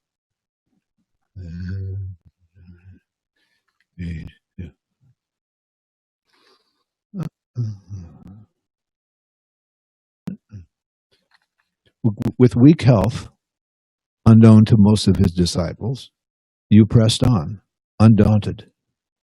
The word impossible has never existed in your vocabulary, except to use it to chastise us foolish disciples who believe it to be true. No ordinary man would ever attempt to push forward the idea of a worldwide movement with temples, schools, farm communities, books, thousands of devotees, etc. At most, it would be a dream, a concept, something to be wished for, but of course not humanly possible. How does one teach the science of God to someone who has no background in any spiritual teaching or any interest in the subject? But you, Srila Prabhupada, knew that it was possible. You knew how to begin, with baby steps, to teach the complete understanding of God, even to the lowest class of men. Your books provide the basis, a reference guide, the infrastructure of understanding the science of God. But not only that, you provided the impetus to inquire further. In meeting places where those who are awakening their spiritual lives. Sorry, Mom, didn't proof this very well. Places where everyone can live happily and peacefully as they develop.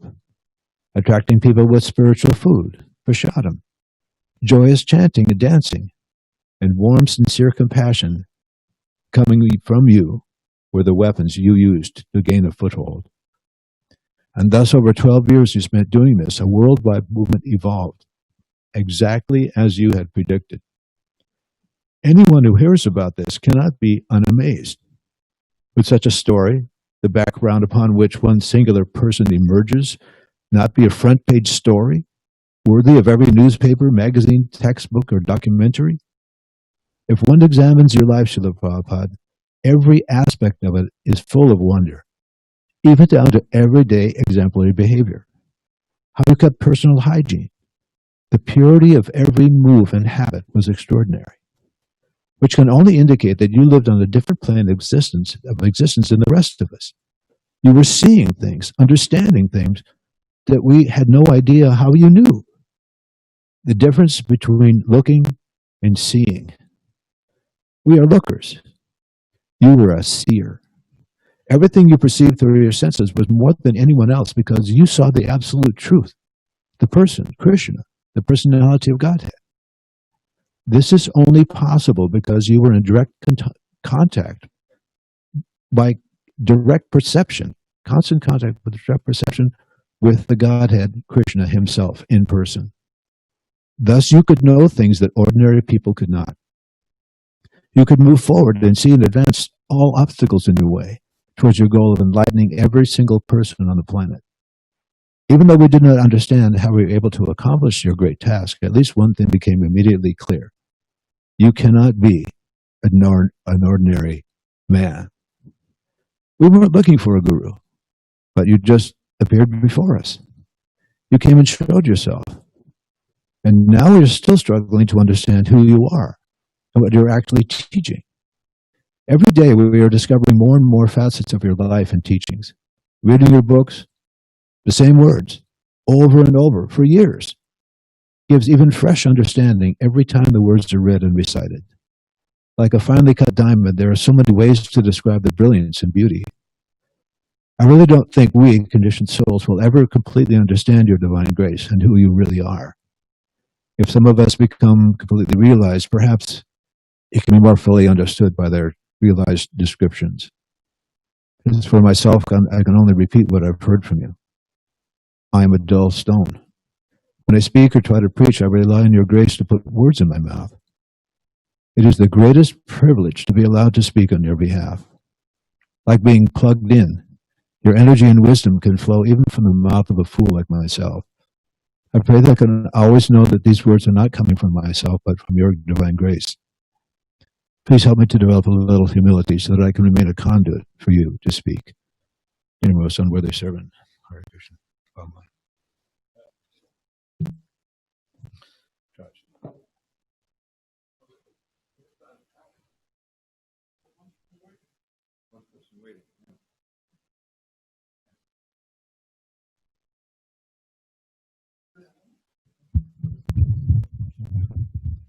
Roshana, can you hear me?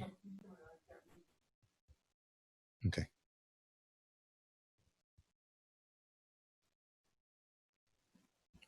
I haven't had good luck with this. You're next.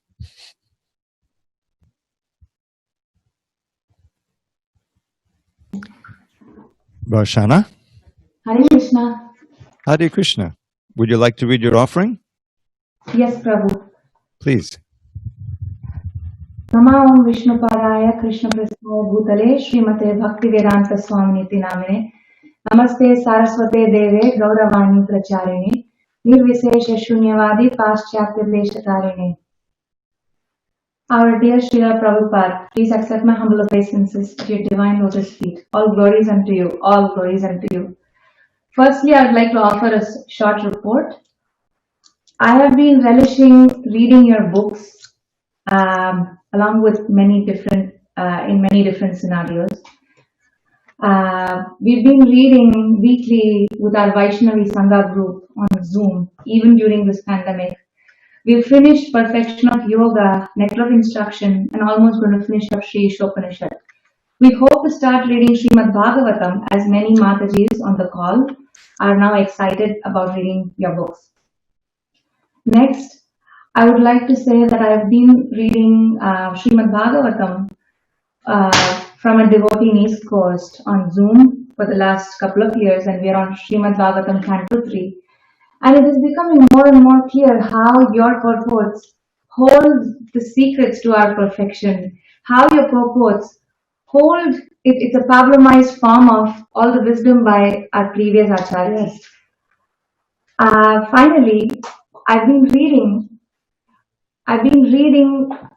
your books with my children every day, and it is more than exhilarating, to say the least. I can see how it is sharpening my intellect for sure, but I can also see how it is sharpening their intellect. The questions that they have been asking me, and the process of finding the answers to their question has been very satisfying, to say the least.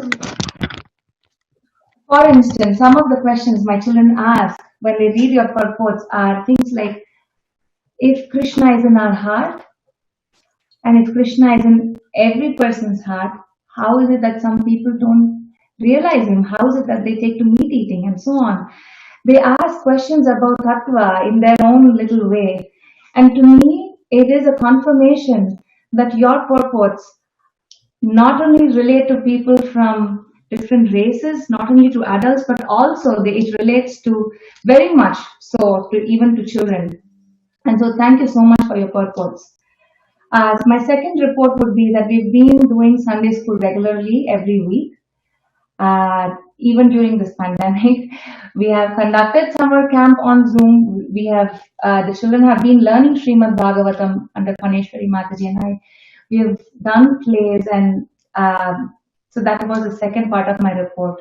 The third part, in my own small way, I have been cooking Rajbhog for our deity Sri Sri Radha Giridhari, and that is our tiny service to the deities and to this community.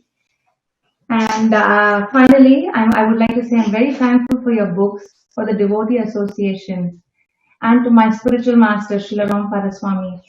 For without you, Srila Prabhupada, none of this would be true. Thank you very much, your aspiring servant, Varsana Devi Dasi. And now, Prabhu, with your kind permission, my husband is here and my child, both of them would like to offer their little as well. Can you look at the background? Okay, we have a little time, maybe 10 minutes max. Okay. Can you hear me? Yes, Prabhu, we can hear you. Okay. Hare Krishna. Hare Krishna. Namo Vishnu Padaya Krishna Prasthaya Bhutale Srimate Bhaktivedanta Swami Iti Name Namaste Saraswati Deve Gauravani Pracharine Nirvisesha Shunyavadi Paschatya Deshatarine.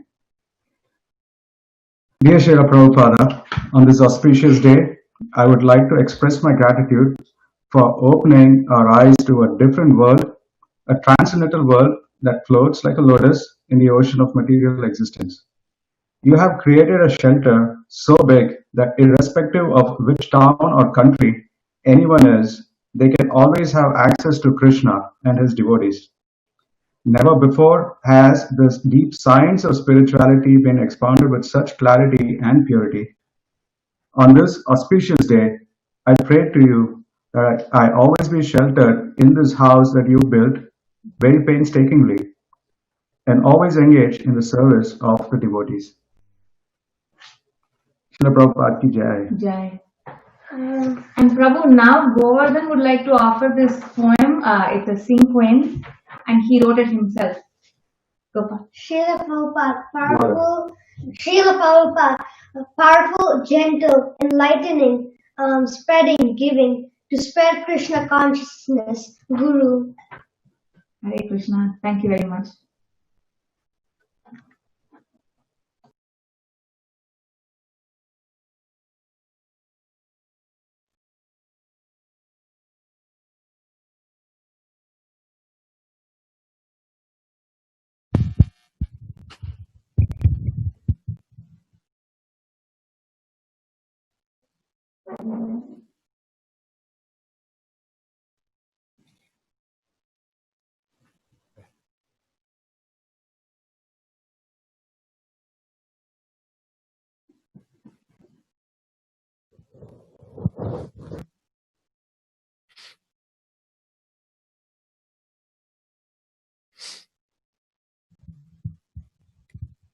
Hare Krishna.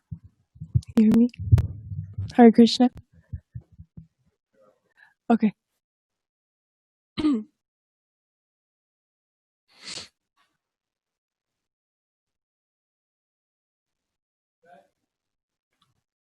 Hare Krishna. My name is Bhakti-Nace. Please accept my humble obeisances to you all, to those on Zoom.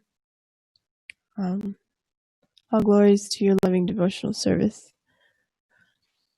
Srila Prabhupada came into my life in 2016, and since then my entire perception of this world has shattered. My life was blue, and I was living in more fear than I am now, and he has brought me so much radiance into it. I remember growing up feeling like I was just wandering. No one heard me. No one wanted to answer my questions. And through his teachings, especially the book Coming Back, he answered them so clearly that it left little room for doubt.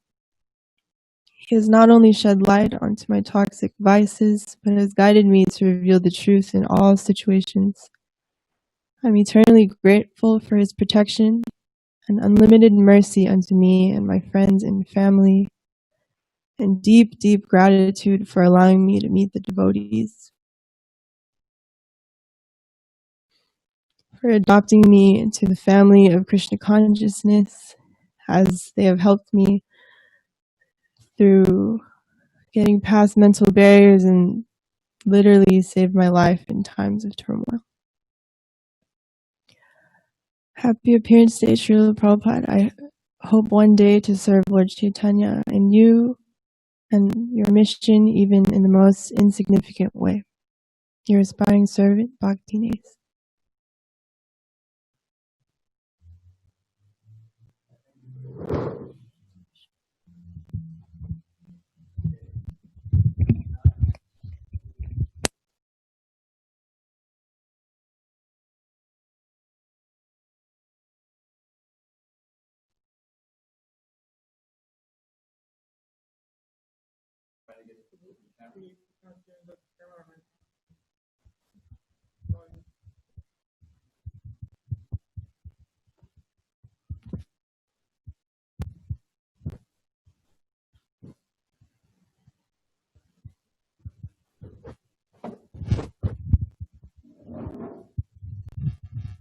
Hare Krishna.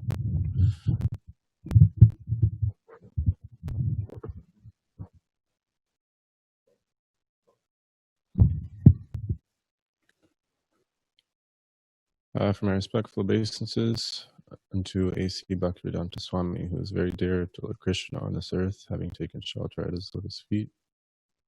My respectful obeisances are unto you, O spiritual master, servant of Saraswati. You are kindly preaching the message of Lord Chaitanya and delivering the Western countries which are filled with impersonalism and voidism. Hare Krishna. So I did not prepare anything in particular in advance, but just due to reflection and hearing other devotees, I'd like to share. So I was thinking of when Mother Aja was sharing the devotees' stories with Srila Prabhupada, and I think it was the second one. Shukla, I think the Mataji's name was, maybe. And she had made the hat for Srila Prabhupada. And she was describing how Prabhupada was asking, oh, is this right? Am I wearing it right? And he needed to, she was just telling him how to wear the hat. And hearing the narration of that story gave you a sense of Prabhupada's charming nature. Just imagining that story, it was very charming, to say the least. And when I was hearing it, I felt as though my heart was softened, at least in that moment. And so I was thinking about that and how, and unfortunately, I can't think of like a shloka to maybe not validate it, but yeah, can't think of a shloka in particular relation to this, but from what I understand and from what I have felt from time to time, the Vaishnava, the pure Vaishnava, the spiritual master, they soften the heart so that we are able to at some point carry Krishna within our heart. And we see that with Srila Prabhupada, how charming of a person he was. And yeah, from this, our hearts can become softened and we are able to have better judgment and a better sense of direction. And so I was thinking about my journey in Krishna consciousness, my day-to-day in Krishna consciousness, my goals in Krishna consciousness. And I'm kind of revealing my fallen position here, but I've gone through so much wavering of, should I stay or should I go? Can I really do this? Can I commit myself for life to this process? Can I really surrender? And although I go through this wavering from time to time, I can contribute whatever little good sense I have that has not led me to give up yet. I just contribute that to Srila Prabhupada because of his softening of my heart to whatever degree that it has been softened. And so I am able to make better choices. And yeah, I attribute whatever little good sense I have and whatever ability that I have to remain in Krishna consciousness, I attribute all that to you, Srila Prabhupada. So thank you. Sorry that I wasn't prepared.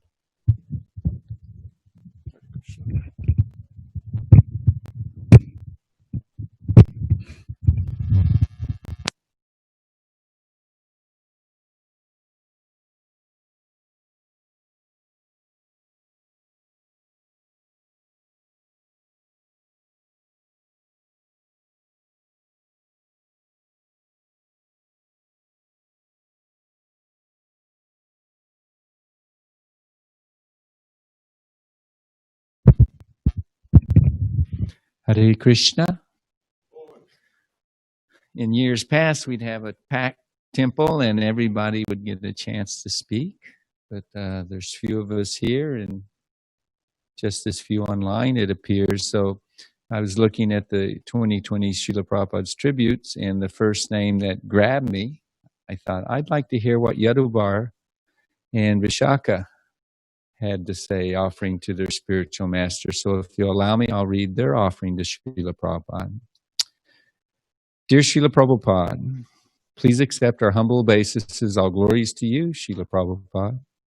Since your disappearance, the world has seen many natural calamities, devastating tsunamis and earthquakes, huge floods and widespread droughts, unbelievable forest fires, tornadoes, hurricanes, avalanches.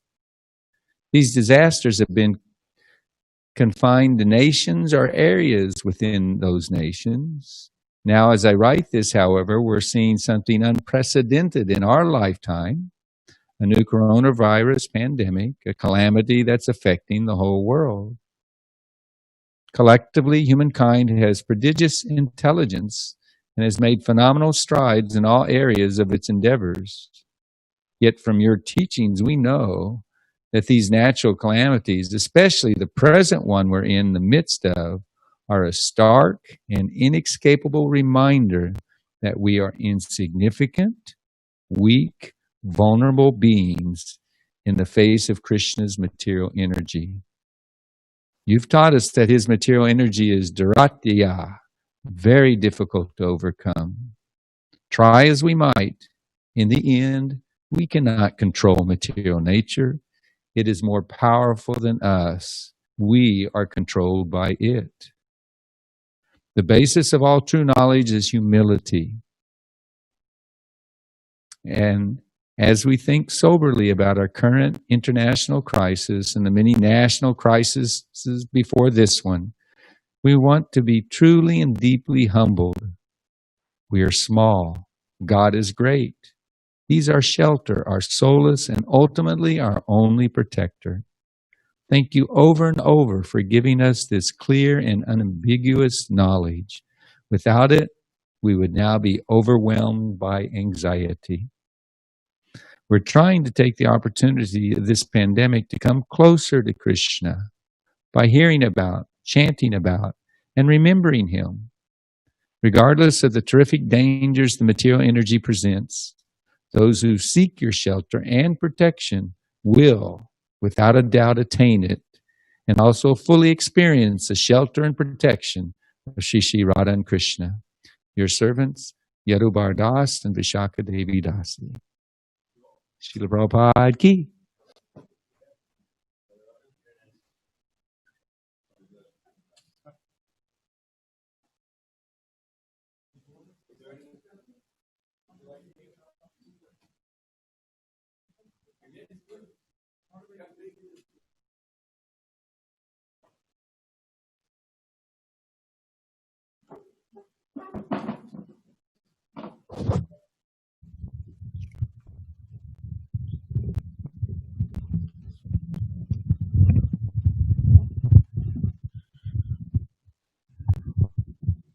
Dear Srila Prabhupada,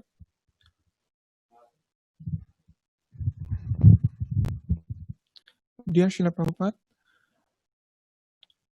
my father first bought the Back to Godhead magazine to our home. So I used to take non-veg and all the foolish things. And when my father's first time bought Back to Godhead magazine, that kind of impressed me really, that magazine. I really liked that magazine. So it seems that Srila Prabhupada is really speaking hard on Mayavadis and others. And it kind of, after reading it, I kind of feel that he basically chastising people like me. And I enjoyed it. I feel that I deserve that somehow. And when I first met ISKCON devotees in my BTech, they showed me actually how the Maya is working. At least they convinced me on that point. And that was a turning point for me to give up non-veg totally. And Srila Prabhupada, you changed my life in a lot of ways. Like, I'm totally different from my relatives now. And someone might be hating me, someone might be caring me. I don't know how to explain. But I want to follow as much as I can to you.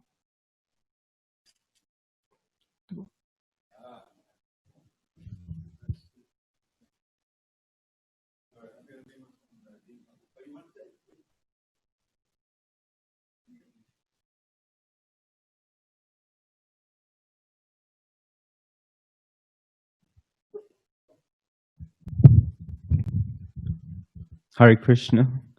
My name is Bhakta Glenn. I just want to say something really short about Srila Prabhupada.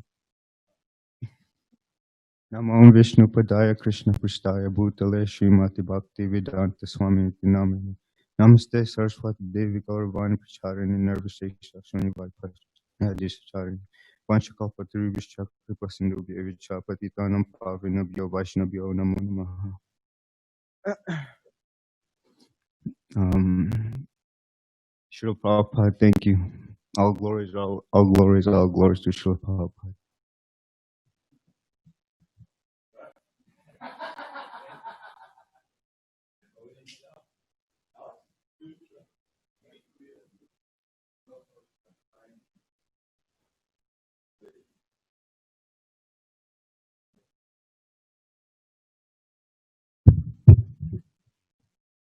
Hare Krishna. So I prepared something very short. It's not so good, but I hope Yeah. Yeah, sure. Hare Krishna. Is that okay? Okay. Nam Vishnu Padaya Krishna Prastaya Bhutale Srimati Bhaktivedanta Swami Dinamini Namaste Saraswati Devi Gauravani Pacharine Nirvishesha Sunnivari Paschatya Deshatani Vancha Kalpatrivyascha Kripa Sinibhya Evacha Patitanam Bhavanebhyo Vaishnavebhyo Namo Namaha. So my name is Alex. And so yeah, I have something rather short. So first verse from the Guru Vashakam. Samsara Nalalita Loka Chanaya Karanya Ganaganatum Praptasya Kalyana Gunarnavasya Vande Guru Shri Charanadavindam. The spiritual master is receiving benediction from the ocean of mercy, just as a cloud pours water on a forest fire to extinguish it. So the spiritual master delivers the materially affected world by extinguishing the blazing fire of material existence. From our respectable basis, the philosophy of such a spiritual master who is an ocean of auspicious qualities. Srila Prabhupada, please accept my most humble obeisances. All glories to your divine grace. I'm not in the slightest qualified to render any amount of service to you that would even begin to compare to the mercy that you've bestowed upon me. Though I was born decades after your manifest pastimes in this world, bereft of any good sense or qualities, you gave me the opportunity to associate with you through your books and the strength to give up so much stupidity, sinful activity, and nonsense philosophy. Just as a cloud pours water on a forest fire to extinguish it, you have flooded this world with your mercy, and by doing so, you have somehow swept up this wretched fool and engaged him in the service of your servants. Now I am staying in the ashram and am in the association of so many of your qualified and devoted servants. And I pray that one day I will be worthy of their presence and mercy. Please bless me so that I may crave to hear the glories of the Lord from the mouths of you and your representatives, and to remain in the service of your mission for eternity. The unqualified servant of your servants, Alex.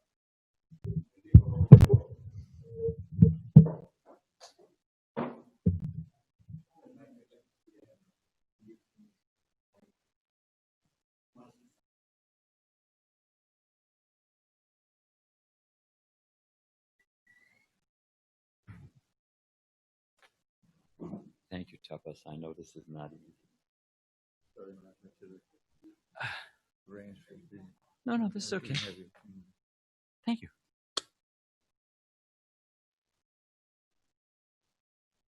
Just before I start, we're in the kitchen, and kitchen is packed. There's probably about a dozen devotees in there, and each devotee has been thinking about for a couple of days. What are they going to cook? How are they going to cook it? What pots are they going to use? Everybody's in there, just how to make this nice for Prabhupada. And then we were listening to all these very sweet and heartfelt offerings. And I was thinking of the like protam and otam, if there was or a support or what is the essence of the thing, about the mood in the kitchen and the mood in these readings. And I was thinking of Vaisheshika Prabhu's sutra, the attitude of gratitude. So that mood of gratitude that anyway, it's just very much a sweet Vaishnav mood. Namo Om Vishnu Padaya Krishna Prastaya Bhutale Srimati Bhaktivedanta Swamini Namane Namaste Saraswati Deve Gauravani Pacharani Nirvasesha Sunyavadi Paskacha Desataradani.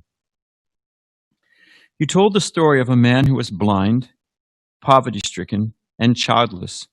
He was given one wish. Therefore, what to wish for? He had 3 problems and only one remedy, and he was restricted from wishing for unlimited wishes. You said he wished to see his children from the roof of his palace. Thus he was granted sight, wealth, and children, all in one stroke. As a conditioned soul, I was roaming this world with unlimited desires. I had so many plans and dreams, but none of them delivered the promised result. None of them delivered lasting happiness, peace, or satisfaction. None of them did any real good for the world. As you said in a lecture, not only do we, the conditioned souls, not know the right answers, we don't even know the right questions. In answer to my searching, you have given me the goal, Krishna, along with the ways and means to reach him, pure devotional service. Gajendra says, I know that persons who are pure devotees and have, by serving the lotus feet of great souls, become freed from material desires, are always merged in an ocean of transcendental bliss. And as such, they are always satisfied, simply glorifying your auspicious characteristics. For them, there's nothing else to aspire to or pray for. Srimad Bhagavatam 8:320. The wise of Kaliya pray, my dear Lord, the dust of your lotus feet is very wonderful. Any person who is fortunate enough to achieve this dust does not care for the heavenly planets, lordship over all material systems, the mystic perfectional yogas, or even liberation from material existence. In other words, anyone who adores the dust of your lotus feet does not care a fig for all other perfectional stages. Srimad Bhagavatam 10:16-37. When you were incorporating your fledgling ISKCON, some suggested that instead of naming it the International Society for Krishna Consciousness, you should use a more universally understood term, International Society for God Consciousness. But you rejected this suggestion, saying that this was precisely your mission, to teach people that Krishna was in fact the Supreme Personality of Godhead, the cause of all causes, and the absolute truth. Quoting from Bhagavatam, the absolute truth is realized in 3 phases of understanding by the knower of the absolute truth, and all of them are identical. Such phases of the absolute truth are expressed as Brahman, Paramatma, and Bhagavan. I can never repay you for giving me the vision and understanding that Krishna is present in every atom, in everyone's heart, and simultaneously has his own form, place, and pastimes. Those who understand, quoting from Padyavali by Rupa Goswami, those who understand the inconceivable impersonal absolute will find that transcendent consciousness within their heart. But that, however, is not what's in our heart.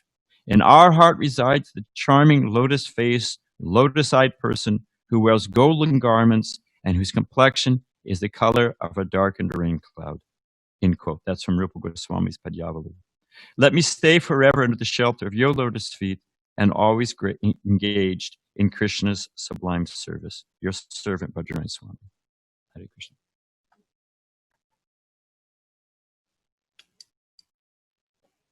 Back to roasting coconut. I'll see you later. Now we can read Jayadvaita Swami, Shivaram Maharaj, Naranjana Swami. Anybody who's present here, their spiritual masters here, we should be there often. Vaisheshika Prabhu.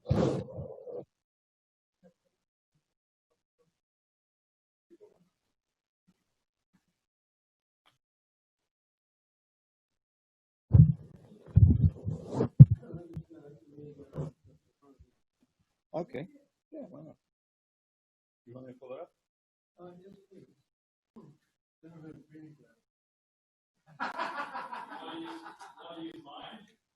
175? It's magnified. You got reading glasses? 175. Krishna arrives.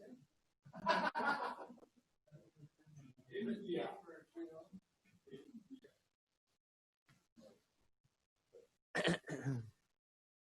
Krishna.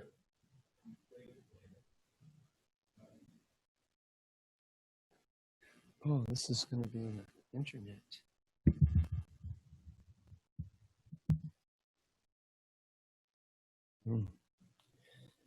Spiritual master is just like a good pair of reading glasses. It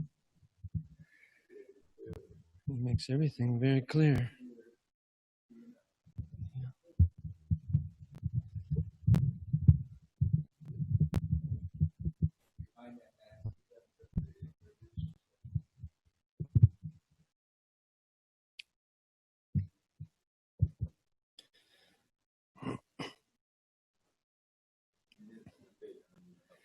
Should I keep the mask on?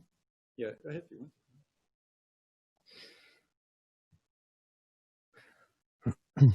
Nama Om Vishnu Padaya Krishna Vasudev Shmita Bhaktivedanta Swami Tinamane Namaste Saraswati Devi Gauravani Pacharni Nirvishesha Shunyamani Paskachadesh Charni. My name is Guru Krishna Das. I was initiated by Satsuk Das Goswami, Hawaii, 1978. So I'm reading his homage for this 2020. I offer my obeisances to His Divine Grace A.C. Bhaktivedanta Swami Prabhupada, who is very dear to Lord Krishna on this earth. Obeisances unto you, Spiritual Master, who are so kindly teaching the message of Lord Chaitanya and delivering these Western countries, which are full of voidism and impersonalism. It has been over 40 years since Srila Prabhupada's disappearance. It is still close to me and all his followers in his Vani. He is still close to me and all his followers in his Vani. I exchanged many letters with His Divine Grace, and they continue to guide me today. I once spoke to a professor who said that Krishna consciousness appears to be a combination of logic and Shastra. I asked Srila Prabhupada about this, and he replied to me as follows. Concerning your use of analogy, we do not bring in imperfect analogy, but we follow the instructions of Shastra strictly. Our authority is on the basis of Shastra, not analogy. We give analogy for the general mass of people who have no faith in Shastra. Analogy is not proof. Shastra is proof. And then how do I just...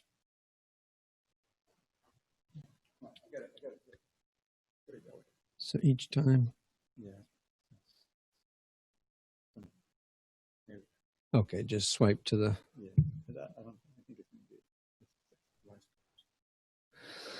Foolish people cannot understand or accept, so we use analogy. The conclusion is not drawn from the analogy, but from the Shastra. We don't use a combination of logic and authority. We use authority. The logic of using analogy is called, in the Shastra, Saka Chandra Naya. It is easier to focus on the moon through the branches of a tree. Letter, 21 October 1975. I was very impressed with Srila Prabhupada's strong conviction that Shastra is the proof of understanding Vedic knowledge, Shastra Pramanam. I share this letter with devotees who approach me with their doubts in accepting Krishna conscious philosophy. Srila Prabhupada wrote me an even more personal letter about the importance of reading Shastra in his letter of January 5, 1976, in answer to my inquiry of December 4, 1975. I was very fond of reading his books for many hours, but I wasn't sure if this was bona fide. His reply was very encouraging. Yes, a sannyasi and GBC, as a sannyasi and GBC, your first duty is to read my books. Otherwise, how will you preach? In order to remain steadily fixed in Krishna consciousness, there must be a sound philosophical understanding. Otherwise, it will be only sentiment. Whenever you find time, please read my books. This was a green light for me to cram Prabhupada's purports. In the previous letter, I quoted Prabhupada said Shastra was the proof for Vedic understanding. I took it that Srila Prabhupada's books, with the verse translations and purports, were themselves Shastra. But in the same letter, Prabhupada also wrote, our first business is this book distribution. There is no need of any other business. If this book distribution is managed properly, push on with great enthusiasm and determination. And at the same time, if our men keep spiritually strong, then the whole world will become Krishna conscious. So he didn't want me to only read his books, but I had to distribute the books and tend to other preaching duties. But whenever I could find time, and I made it a top priority to do so. I read his books. Reading Prabhupada's books or listening to his recorded lectures is necessary and nectarine for keeping alive in spiritual life. I deeply thank Srila Prabhupada and all the devotees who assist him in publishing his books and recording his lectures. They have done a great service for the world and for this fallen, aspiring devotee of Srila Prabhupada. Dear Srila Prabhupada, I am now 80 years old. As long as I am physically able, please let me read your books with enthusiasm and without doubt, and let me cooperate with your devotees as a sign of my love for you. Your eternal servant, Satsrup Das Goswami.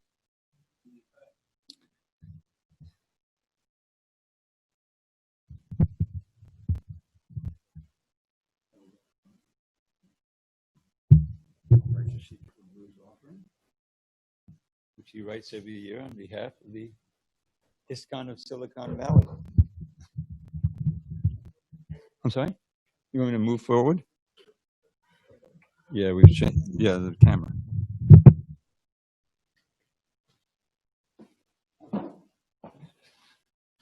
So just give me a second here. First one is in.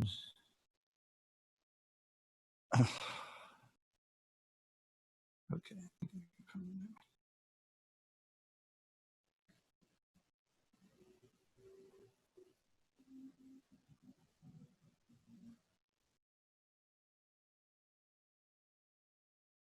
Okay. There it is.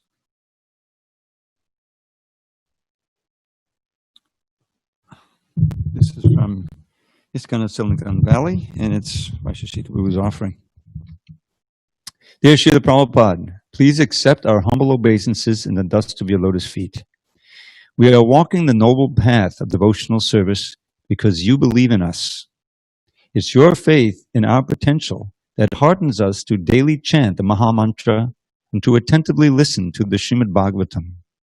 We continue despite our shortcomings and many obstacles, because you say that the most fallen among us will be quickly elevated to the highest position in bhakti. We go on because we believe in you and in what you say.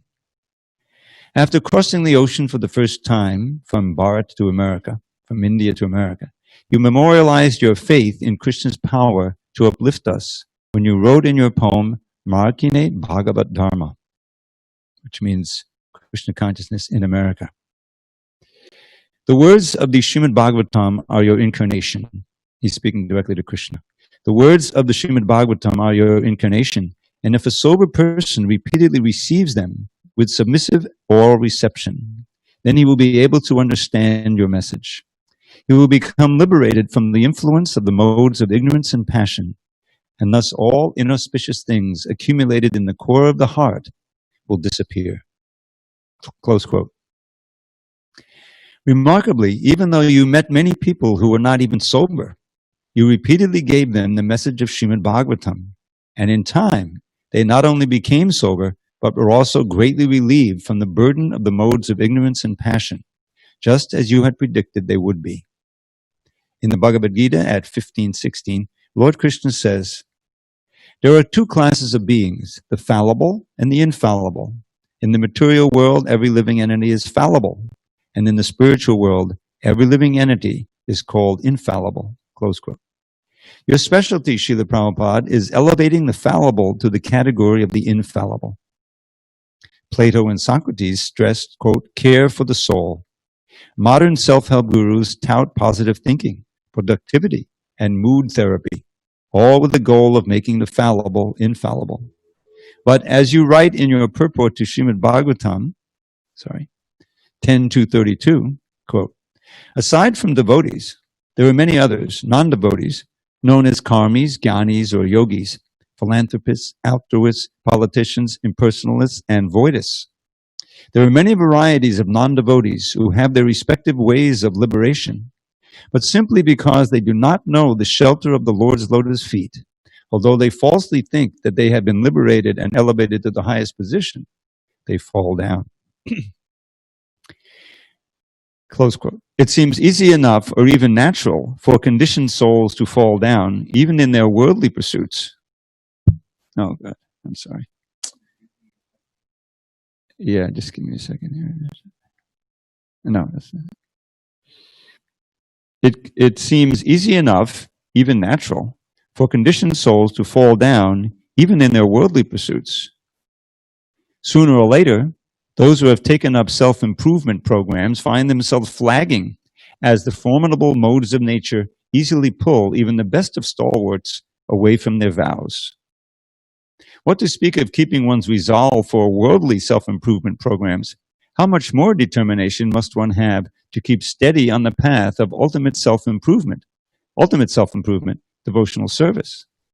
After all, while mundane self-help programs aim at helping one get success and comfort in this life, those engaged in devotional service aim for that which is beyond even the heavenly planets, beyond the Brahmajyoti or even Vaikunta, namely the ultimate destination, Goloka Vrindavan, Krishna's personal planet at the top of the spiritual sky. Therefore, Srila Prabhupada, it's a great wonder how you have managed to encourage hundreds of thousands of people from various cultures and age groups to stick to this ultimate path, a path that tests even the greatest of yogis.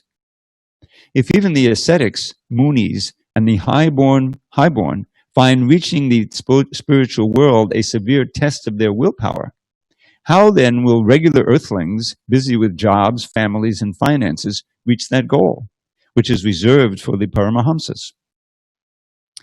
Those who read your books and listen to your recorded lectures know the answer. It's your hopeful teachings that allow us the audacity to consider that we too might be able to reach the highest levels of devotional service, to live among Krishna's eternal associates, and each of us to revive our unique individual relationship with Krishna. Here are a few excerpts from your teachings that demonstrate the ways in which you encourage us. You repeatedly teach us that Krishna helps those who have even a trace of sincerity in performing devotional service, even if such people are severely inept. For example, at Bhagavad Gita 10.10, in your purport you write, a person may have a bona fide spiritual master and may be attached to a spiritual organization, but even if he is still not intelligent enough to make progress, then Krishna from within gives him instructions so that he may ultimately come to him without difficulty. The qualification is that a person always engage himself in Krishna consciousness and with love and devotion render all kinds of services. He should perform some sort of work for Krishna, and that work should be with love. If a devotee is not intelligent enough to make progress on the path of self-realization, but is sincere and devoted to the activities of devotional service, the Lord gives him a chance to make progress and ultimately attain to him. Close quote. You repeatedly teach us that Krishna responds to even an apparently unexceptional person who earnestly prays to him. At Srimad Bhagavatam 7.9.12, in your purport, you write, it is clearly understood that a devotee does not need to be born in a very high family, to be rich, to be aristocratic, or to be very beautiful. None of these qualifications will engage one in devotional service. With devotion, one should feel, God is great and I am very small. Therefore, my duty is to offer my prayers to the Lord. Close quote. Only on this basis can one understand and render service to the Lord. Close quote again. Vaishika says, you repeatedly teach us that anyone who knows the science of Krishna consciousness, regardless of birth, can become a bona fide spiritual master. At Sri Chaitanya Charitamrita Madhya 8.128, in your purport, you write, it is stated in the Hari Bhakti Vilas that one should not accept initiation from a person who is not in the Brahminical order, if there is a fit person in the Brahminical order present. This instruction is meant for those who are overly dependent on the mundane social order and is suitable for those who want to remain in mundane life. If one understands the truth of Krishna consciousness and seriously desires to attain transcendental knowledge for the perfection of life, he can accept a spiritual master from any social status, provided the spiritual master is fully conversant with the science of Krishna. Srila Bhaktisiddhanta Saraswati Thakur also states that it doesn't matter whether one is situated as a Brahmin, Kshatriya, Vaishya, Shudra, Brahmachari, Vanaprastha, Grahastha, or Sannyasi. If he is conversant in the science of Krishna, he can become a spiritual master as Vartma Padarshaka Guru, Diksha Guru, or Shiksha Guru, respectively, the Guru who shows the path, the initiating Guru, and the instructing Guru. Close quote. You repeatedly teach us that a sincere follower of Lord Chaitanya doesn't need academic credentials to be successful in his or her devotional service. For example, in a letter dated January 15th, 1968, you intervened in a dispute between two of your disciples, one of whom had questioned the qualifications of a godbrother who was working on editing your Bhagavad Gita. The devotee complaining had a college degree, and the godbrother he was complaining about didn't. You set aside the complainer's concerns like this, quote, Ray Rama may not be as qualified as you are, but his one qualification is that he is fully surrendered to Krishna and his spiritual master. This is the first-class recommendation for his editing any one of our literatures, because editing of Vedic literatures does not depend on academic education. It is clearly stated in the Upanishads that one who has implicit faith in God as well as in the spiritual master, to him only the import of Vedic literature is revealed. Close quote. You repeatedly teach us that Krishna gives his ultimate mercy to those who simply try to spread his message to others. In a letter to Nandarani and Dayananda in April of 1968, you write, Please accept my blessings. I am very pleased to receive your letters of April 23rd, 1968, and I am very thankful to you for your nice sentiments. You are very intelligent and nice boy and girl, and trying to understand Krishna consciousness, and I can simply pray that you shall try to understand more and more about this transcendental science, and whenever possible, try to talk about Krishna consciousness to your friends or whomever you may meet.